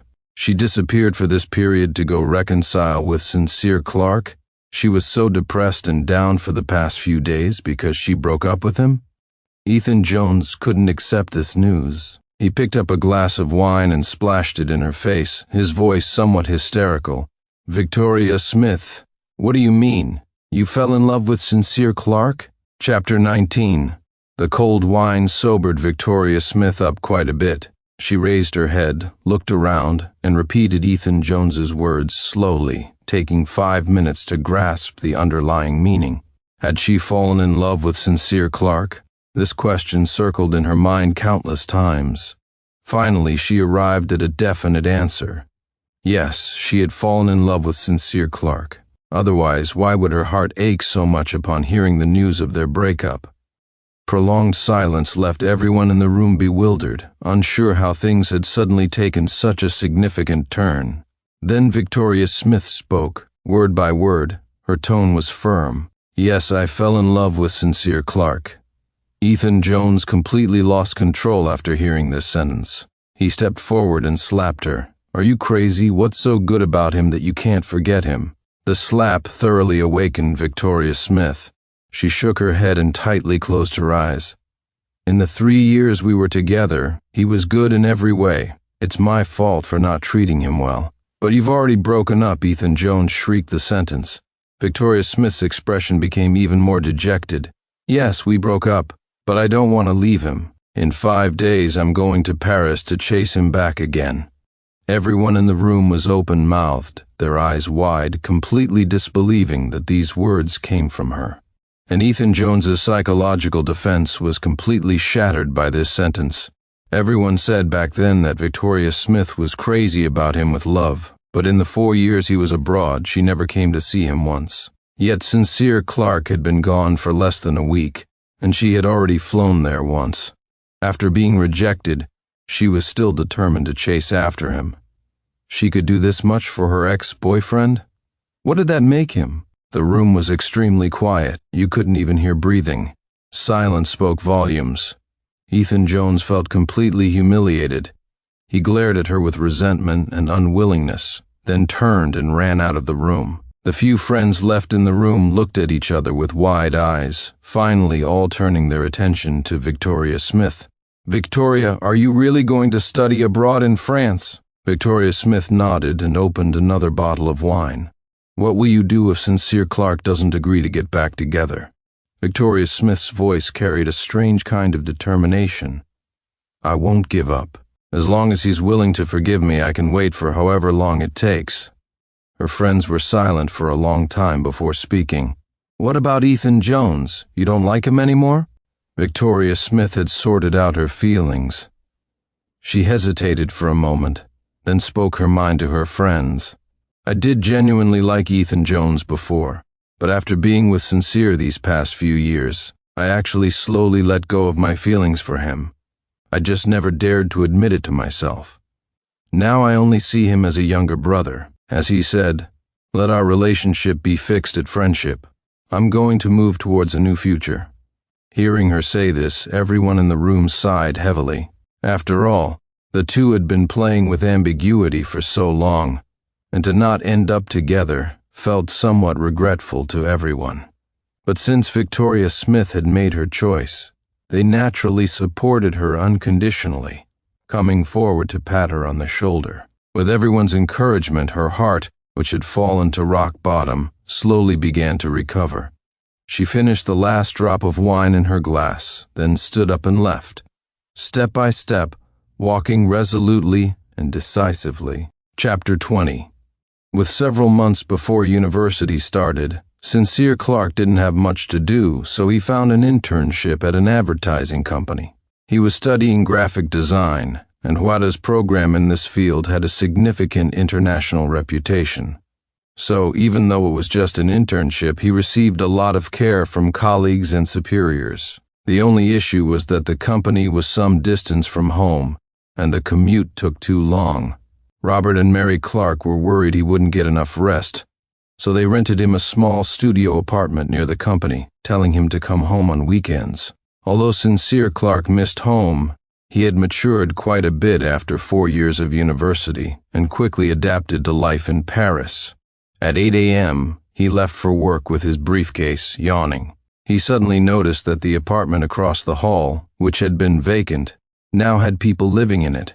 Under the impulse of curiosity, he wanted to check on his new neighbor, but the elevator opened right then, so he abandoned the idea. The moment the elevator doors closed, a somewhat familiar voice reached his ears. A fluent, standard European accent. The voice sounded very much like Victoria Smith's.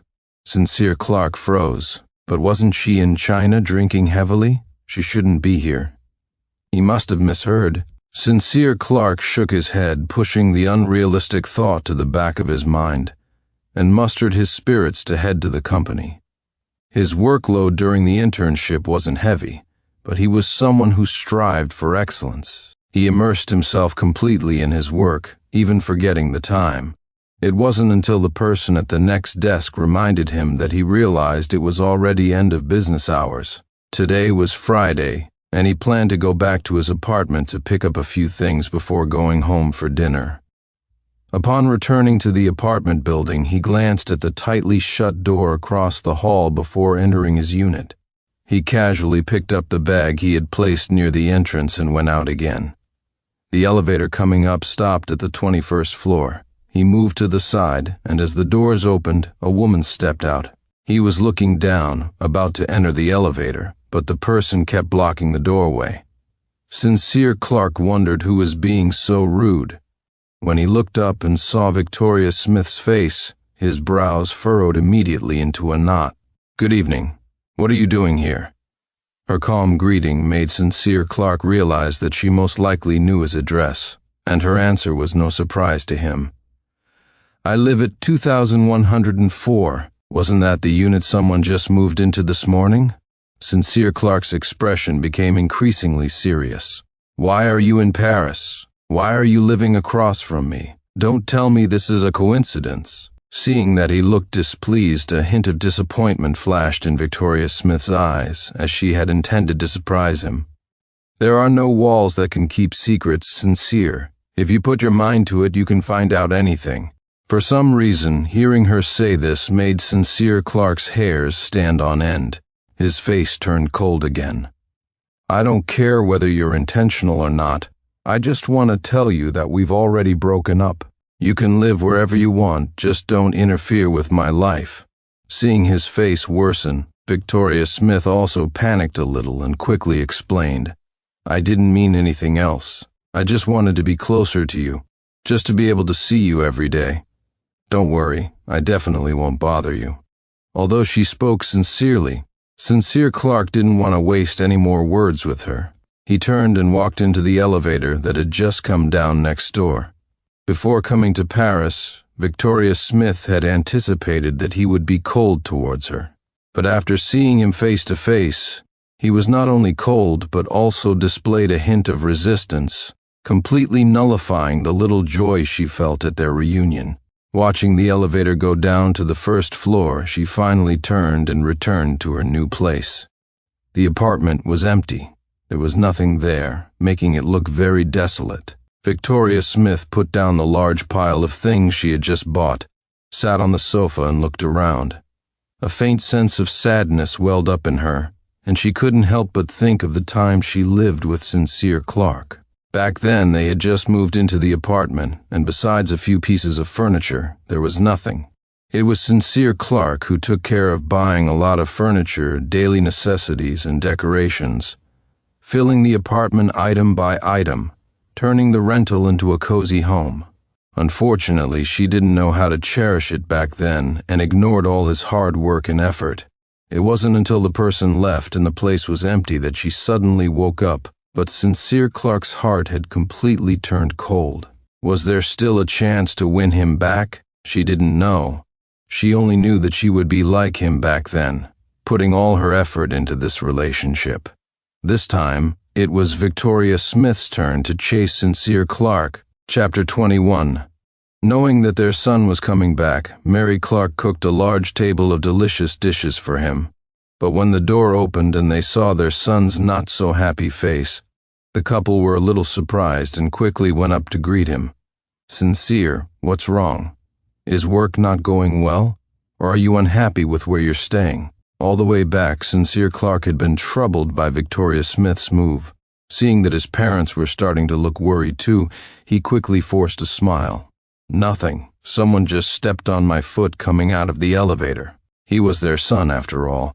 The couple saw through his perfunctory smile and knew he wasn't telling the truth, but they had always believed in giving their son space, so they didn't press further, urging him to wash his hands and eat. However, in front of the abundant table of food, Sincere Clark was still a bit absent-minded. He even chewed on an empty pork rib, holding it in his mouth. Seeing that he wasn't his usual self, Robert Clark quickly gave Mary Clark a look. The latter understood and spoke tactfully. "Sincere, you just arrived in Paris. It's normal not to be fully adjusted to some places. Why don't you share whatever's bothering you with Mom and Dad? We can help you think about it and give you some ideas, okay?" Seeing his parents' concerned eyes looking at him, Sincere Clark's heavy mood lightened quite a bit. He picked up the juice, took a sip, hesitated for a while, and finally told them about it. "I ran into Victoria Smith at the apartment door just now, after getting off work. My ex-girlfriend, you know." Hearing this, Robert Clark's brows furrowed instantly, and he slammed the table. "Is this woman a stalker? She broke up with you and is still clinging on finish eating and bring Dad to confront her. I'll teach her lesson." The loud noise startled both mother and son. Sincere Clark quickly reached out and pressed his father's hand down. "She's not exactly clinging to me, I'm just not happy that I saw her there. I still don't know why she moved in near me." "Dad, calm down first." Mary Clark, who had been observing her son's expression the whole time, suddenly asked a crucial question. "Why did you two break up?" The single question rendered Sincere Clark silent again. His mind worked rapidly, and he finally gave a vague explanation for the reason. "She had a male friend she grew up with, and they were quite close. I felt their relationship went beyond normal friendship, and I didn't want to waste my time on her, so I brought up the breakup." Both parents' eyes widened upon hearing this. Robert Clark pounded the table again. "What male friend? What friendship? There's no such thing as pure friendship between a man and a woman. This is her being indecisive and cheating. It's good you broke up. Dad supports you." Mary Clark also nodded in strong agreement. "Your dad is right. As long as she's involved with other guys, no matter how excellent she is, you must resolutely break up. Get out early to avoid bigger problems later, which would be even more painful." "I know. That's why I came abroad after breaking up, to completely end this relationship. But I still don't know why she followed me here this time, so I'm a little worried." Straightforward, Robert Clark felt distressed seeing his son's furrowed brow, and advised him to just call her. Mary Clark also felt that instead of worrying alone, it was better to ask directly. Encouraged by his parents, Sincere Clark picked up his phone and dialed the number that was now just a string of digits. Within 3 seconds, the call connected, and Victoria Smith's surprised voice came through the phone. "Sincere?" Talking to his ex-girlfriend in front of his parents, Sincere Clark was so nervous his palms were sweating. But at their urging gestures, he gathered his courage and asked, "There's no other reason for calling. I just want to ask why you suddenly came to Paris. Didn't you like Ethan Jones?" Chapter 22. Victoria Smith thought for a long time before answering his question. "I did like him, but that's all in the past. After I was with you, I slowly fell in love with you and only saw him as a friend." Hearing the word friend, Sincere Clark's mind flashed back to their kiss in the haunted house. Do heterosexual friends kiss? A smile full of sarcasm couldn't help but appear on his lips. If Ethan Jones hadn't returned, I might still be living in my own world, believing that this cold and reserved way was your expression of love. You say you love me, but I couldn't feel your love at all. All I saw was your concern and protection for Ethan Jones. If your love for him is just friendship, then your feelings for me are probably less than friendship. Victoria Smith, stop deceiving yourself. You never loved me." Hearing Sincere Clark utter these words, Robert and Mary Clark exchanged shocked and pained glances. Just from these few phrases, the couple could vaguely guess that in this relationship, the harm their son suffered was far greater than he had described. Victoria Smith on the other end of the phone was speechless, unable to say a single word. Sincere Clark also didn't expect to express everything on his mind. He turned his head and saw his parents' distressed expressions. He quickly began to declare his stance. On the day we broke up, I threw all my feelings for you into the trash, and who you like doesn't matter to me at all anymore. I just want to tell you, we might have had a past, but there will definitely be no future. After saying these cold words, Sincere Clark didn't give her a chance to speak again and directly hung up the phone. Then he showed a relieved smile and winked at his parents. Was my attitude just now cool? Didn't I sound just like you guys? His parents' eyes were slightly red. They hugged their son tightly. Very cool. Dad and Mom admire how decisive you are, but we also hope that if you ever face difficult things in the future, you won't keep them bottled up. Share them with us, okay? Hearing his mother's choked voice, tears welled up in Sincere Clark's eyes too. It's all in the past. I only see her as a stranger now. I'm not sad at all. You don't need to worry. Seeing their son being so understanding, the couple felt even more guilty. It's all our fault for insisting on going abroad back then and leaving you to study in the country alone. If we had been by your side all the time, how could you have encountered such troubles? Hearing his parents bring up past events, Sincere Clark thumped his thigh twice, pretending to be annoyed. You can't blame yourselves. It was me who was blinded by beauty and didn't want to go abroad with you. If only I had listened to you earlier, I would have been spared this suffering. Seeing their son acting so mature, Robert and Mary Clark were amused to tears. They pinched his face. Now you know how good Mom and Dad are, right? You need to listen to our advice more often in the future and stop being so reckless. Understood, Father and Mother. Chapter 23. After that phone call, Sincere Clark rarely ran into Victoria Smith, except for occasional encounters in the elevator or hallway. She would always come forward to say hello, but Sincere Clark never responded, just pretending not to see her and walking past. Seeing him hurry away like that, Victoria Smith's eyes were full of disappointment, and her mood would be low for quite some time. But the next time they met, she would still greet him with a smiling face. Life proceeded calmly. Besides this somewhat annoying neighbor, Sincere Clark's life was smooth. The summer heat gradually dissipated, and his internship was approaching its end. Sincere Clark was simultaneously finishing his closing tasks and preparing for the upcoming academic year, constantly on the go. After work one day, thinking autumn was approaching and he needed to buy a few jackets, he went out to shop alone. After picking out a few fitting items and paying, he planned to cut through a small alley to hail a cab home. Sincere Clark always went out with headphones and a baseball cap, immersed in his own world. He hadn't noticed the two foreigners following him. It wasn't until he was deep inside the alley, and the two men stopped him with knives, that he realized he was likely being robbed. There was no one else around. Facing the dagger reflecting cold light, he didn't dare to say a word, and obediently handed over the things in his hand and his wallet. The two tall, burly robbers snatched the items and ran out. Sincere Clark was so scared he felt completely drained and was leaning against the wall, gasping for air, when a figure suddenly ran past his eyes. He thought something else was wrong and quickly looked up to check, only to see Victoria Smith chasing after the two robbers. After catching up, she grabbed the shoulder of the robber who was slightly behind and then snatched the wallet back. The robber cursed a few times and struggled with Victoria Smith. His accomplice heard the commotion and quickly turned back to help. They were struggling together. Sincere Clark, still shaken by the sight of the dagger, was worried someone would get hurt and see blood.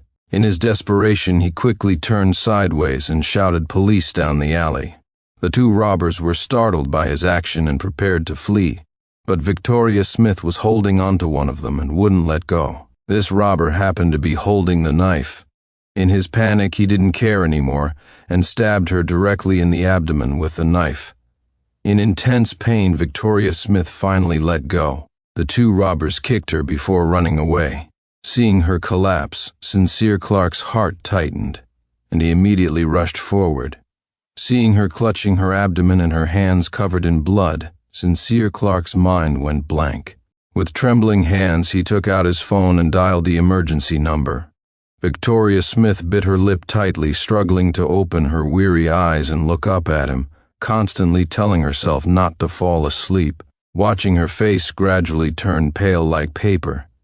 Sincere Clark's heart was pounding fiercely in his chest. His eyes were filled with panic and anxiety. He desperately called her name while taking out the new scarf from the bag the robbers had dropped and handing it to her to stop the bleeding. Time passed incredibly slowly, second by second. Human will can't fight physiological reactions. Victoria Smith, losing too much blood, was about to give up. Just as she passed out, the sound of an ambulance finally reached the alley from outside. Sincere Clark sprang up from the ground and ran towards the source of the sound, waving his arms and shouting to help the paramedics locate them. Looking at the blurry figure gradually moving away, Victoria Smith heard the pounding of her own heart. The feeling of weakness spreading through her body left her unable to fight her heavy eyelids any longer. With a faint smile, she closed her eyes. Chapter 24. The Stab Wound.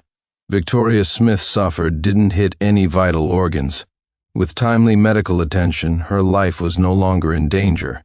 Upon hearing the news that she was safe, Sincere Clark's tense nerves finally relaxed.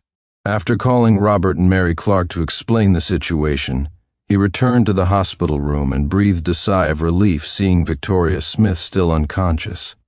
On the table lay the blood-stained wallet and bag. Looking at the crimson color, he couldn't help but recall the dramatic scene earlier. Then, looking at the face on the hospital bed, as white as paper, Sincere Clark's mood instantly became incredibly complex. He had been mugged after finishing work and buying things to go home. How did Victoria Smith happen to be nearby? Was she following him all the time? If so, why hadn't he noticed at all? Sincere Clark pondered this question for half an hour until Robert and Mary Clark arrived. After a family discussion, Mary Clark stayed at the hospital to look after the patient while Robert Clark accompanied his son to the police station to file a report. After giving statements, the moment the father and son came out, they received news that Victoria Smith had woken up and immediately returned to the hospital together. Mary Clark sat outside the room, gave Sincere Clark a knowing look, signaling him to go in and see her. Robert Clark also wanted to go in but was pulled back by Mary Clark. He could only watch his son venture into what he perceived as a dangerous situation, his brows furrowing. After patting his chest and composing himself, Sincere Clark pushed open the door. The moment his figure appeared, Victoria Smith's eyes seemed glued to him, not blinking even once. Faced with her intense gaze, Sincere Clark felt very uncomfortable. He could only lower his eyes and shuffle to the bedside, standing there and sincerely saying, "Thank you." Seeing him just standing there, Victoria Smith was worried he'd leave soon. She propped herself up on the bed, trying to pull the chair beside her closer, but accidentally strained her wound. Her face instantly contorted in pain. Sincere Clark was startled by her movement and expression, thinking the wound might have opened up. He turned to go call the nurse. Victoria Smith quickly stopped him with a hoarse voice. "I'm okay. Just strained the wound a bit and it hurts." Hearing her voice was relatively calm, Sincere Clark hesitated, turned back and asked again, "Are you really okay?" Victoria Smith nodded, lay back down on the bed, pointed to the chair, and motioned for him to sit down. Sincere Clark obediently sat down. He subconsciously looked at her abdomen, and only after confirming there was no bleeding did his heart settle back into his chest. After going through this near-death experience, Victoria Smith finally saw the Sincere Clark who wouldn't ignore her again. She instantly felt that this stab wound seemed quite worthwhile and couldn't help but smile. Sincere Clark, who was thinking about how to begin talking, looked up and froze seeing her smile. A subtle, indescribable expression appeared on his face. "You just walked through the gates of hell, you can still smile?" Victoria Smith naturally wouldn't tell him what she was truly thinking. She softly explained, "I'm happy that you're finally willing to talk to me again, Sincere. You haven't even looked at me these past few days, and I was very sad." So that's why she was smiling. Sincere Clark felt somewhat speechless. They had knives, but they were just taking some money and clothes. Why did you have to chase them? If that stab had been slightly off, you might not have survived. Sincere Clark's tone conveyed residual fear, but to Victoria Smith, it was filled with concern. Her smile became even more radiant. For a moment, she was a little carried away and spoke without reservation. "Were you worried about me?" Chapter 25. Sincere Clark didn't expect her to misunderstand him like that. His eyes widened in surprise. "I was asking if you valued your life." Victoria Smith looked at him intently, her eyes alight with gentle moisture, speaking word by word with immense conviction. "If it were for you, I could give up this life." Sincere Clark never expected to hear such saccharine words from Victoria Smith. If this were a few months ago, he would probably have been touched to tears, but the current him could only respond with silence. Seeing him not speak, Victoria Smith couldn't help but open her mouth again. "They didn't hurt you, did they? I was late. Were you scared?" Hearing her words, Sincere Clark remembered the question he had been agonizing over before going to the police station. His gaze towards her gradually became odd. "Why were you following me? It couldn't be a coincidence, right?" Victoria Smith hadn't expected him to ask this question so suddenly. Her mind froze for a moment, unsure how to answer. The silence at this moment seemed to confirm Sincere Clark's suspicion. The look of doubt on his face intensified. Victoria Smith, standing nearby, felt a little frightened. Afraid he would get angry again and ignore her, she had to tell the truth. "My internship company is right across the building from yours. After work today, I saw you changed your route and followed behind you to see where you were going. I didn't expect to stumble upon you being robbed like that. I was afraid there were important documents in your wallet, so I thought I'd help you get it back, but I didn't expect them to have knives." Victoria Smith spoke while watching his expression. Seeing him return to his usual expressionless state, she quickly apologized. "I'm sorry, Sincere, I didn't mean to follow you. Were you just following me today, or have you been following me?" Faced with this question, Victoria Smith hesitated for a while, still wanting to argue a little. "It's not exactly following, it's just that we get off work at the same time. I just kept the same pace as you going home every day." She had been keeping pace with him for 2 or 3 months? No wonder he occasionally ran into her. It turned out everything was planned. Sincere Clark couldn't help but feel annoyed at his own carelessness.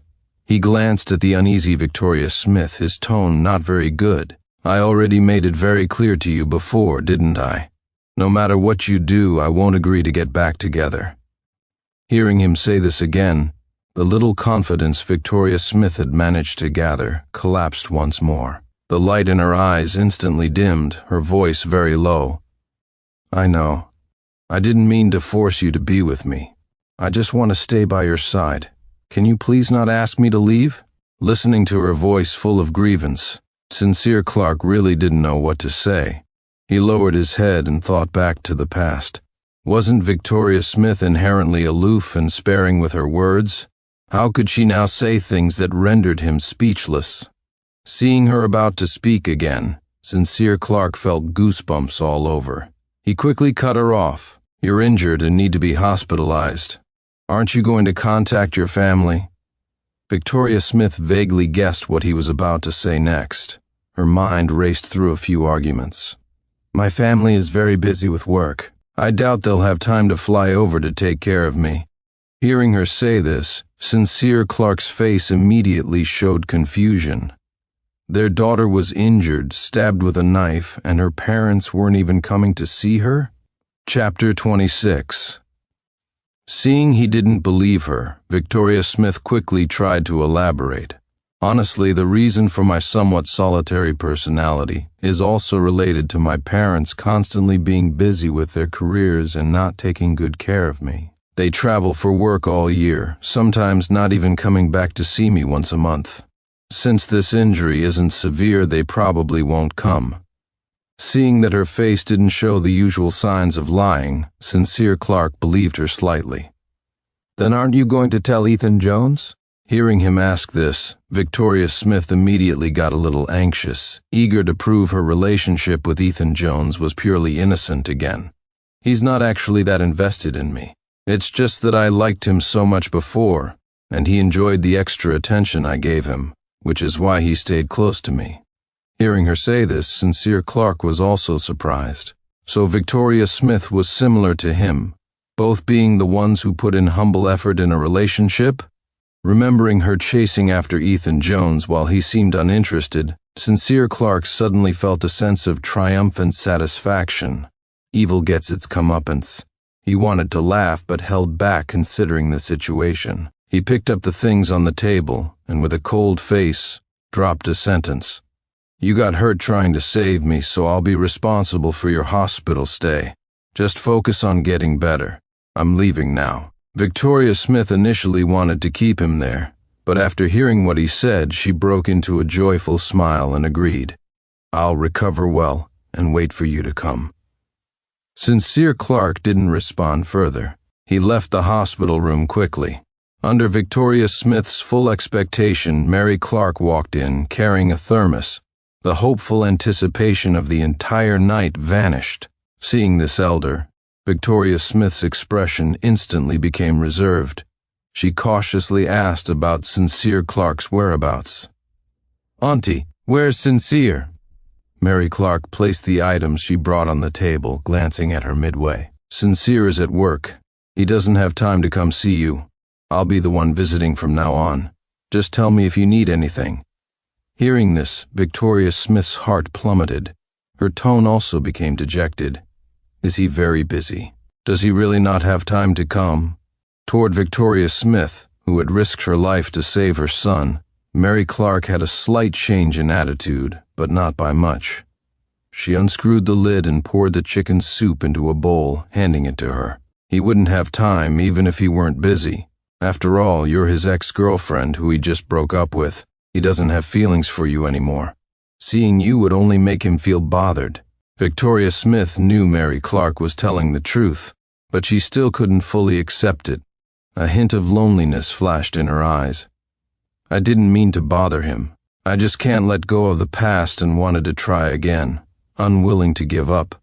Although she didn't know what had happened between the two young people, remembering her son's expression earlier, Mary Clark's heart was as hard as iron. She directly spoke the words she had been holding back. No matter what happened in the past, it's in the past. This child is kind-hearted by nature. Unless the other person went too far, he would always leave some room for consideration. This time, he was determined to cut ties with you, which means the conflict between you two exceeded his tolerance limit. If you truly cared about him, how could you have allowed the conflict to escalate to such a serious state? Faced with Mary Clark's questioning, Victoria Smith knew she was in the wrong and couldn't offer any explanation. Your fate together is ended. Don't force it anymore. If you continue to cling to him, you will only make his aversion to you grow even stronger. Lovers have become strangers. Do you still want to become enemies? Listen to Auntie's advice and live your own life well. Chapter 27. Victoria Smith knew Mary Clark was right. She had tried to convince herself many times, but as soon as she closed her eyes, her mind would keep replaying every little moment she had shared with Sincere Clark. Throughout most of her life, she had longed for someone who would wholeheartedly care for her. She once thought that person was Ethan Jones, but he only wanted to be friends. And only after Sincere Clark left did she realize that this person had already appeared. But his heart had been thoroughly broken by her. The belated guilt and regret made her completely abandon reason, wanting only to win back this relationship and keep him by her side. But reality told Victoria Smith that everything she was doing would only push Sincere Clark further away. At this moment she was lost, painful, conflicted, and desperate. On one hand, there was the stubbornness rooted in her very being. On the other, there was the rational decision to let go. She couldn't make up her mind. Seeing that she seemed to be swayed by her words, Mary Clark quickly continued. You are still young. You haven't experienced too much in life, nor met too many people. That's why you are stuck in a relationship that should have ended and can't move on. Don't keep following Sincere anymore. Doing so both hinders his steps and obstructs your own future. Life is actually very long and broad. Instead of wasting energy on the past, you might as well look forward. During Victoria Smith's hospitalization, Sincere Clark only went to see her once before the start of term. Nobody knew what exactly happened during this time, but she seemed like a different person. She no longer had the aloofness from before, nor the stubbornness of the recent past. After the breakup, the two were finally able to sit down and talk peacefully. Their conversation was no longer limited to romance, but shifted to talking about the future. Victoria Smith told him that she had decided to return to China to continue her studies after recovering and wouldn't be staying in Paris. Hearing her say this, Sincere Clark finally breathed a sigh of relief and offered her best wishes. Given your abilities, it's definitely right for you to go back and develop your career in China. I wish you a bright future and all the best. Seeing Sincere Clark finally smile, the corners of Victoria Smith's lips also lifted. What about you? Are you still going to study design? Sincere Clark nodded. That's good. Continuing your studies in Europe will offer more opportunities. You work hard too. I look forward to seeing your designs in magazines someday. They talked for a few more minutes. Sincere Clark looked out the window and saw that it was getting dark, so he stood up to say goodbye. Watching his figure walking away step by step, Victoria Smith felt a slight pang of pain in her chest again. She couldn't help but call out to him, Sincere. Sincere Clark, hearing his name, turned back and looked at her, his face full of surprise. Is there anything else? Victoria Smith hesitated for a while, then asked the question hidden in her heart. Are we friends now? Sincere Clark tilted his head and thought for a moment, then gave her a somewhat uncertain answer. Sort of. A bright smile blossomed on Victoria Smith's face again. She raised her hand and waved goodbye to him. With a thud, the hospital room door closed. The light in the room also dimmed slightly. Victoria Smith looked out the window, only to see the setting sun hanging over the mountaintop, large swaths of dark clouds covering the warmth. She closed her eyes with a sense of melancholy and loss, leaving only a whispered sigh. The sun has set.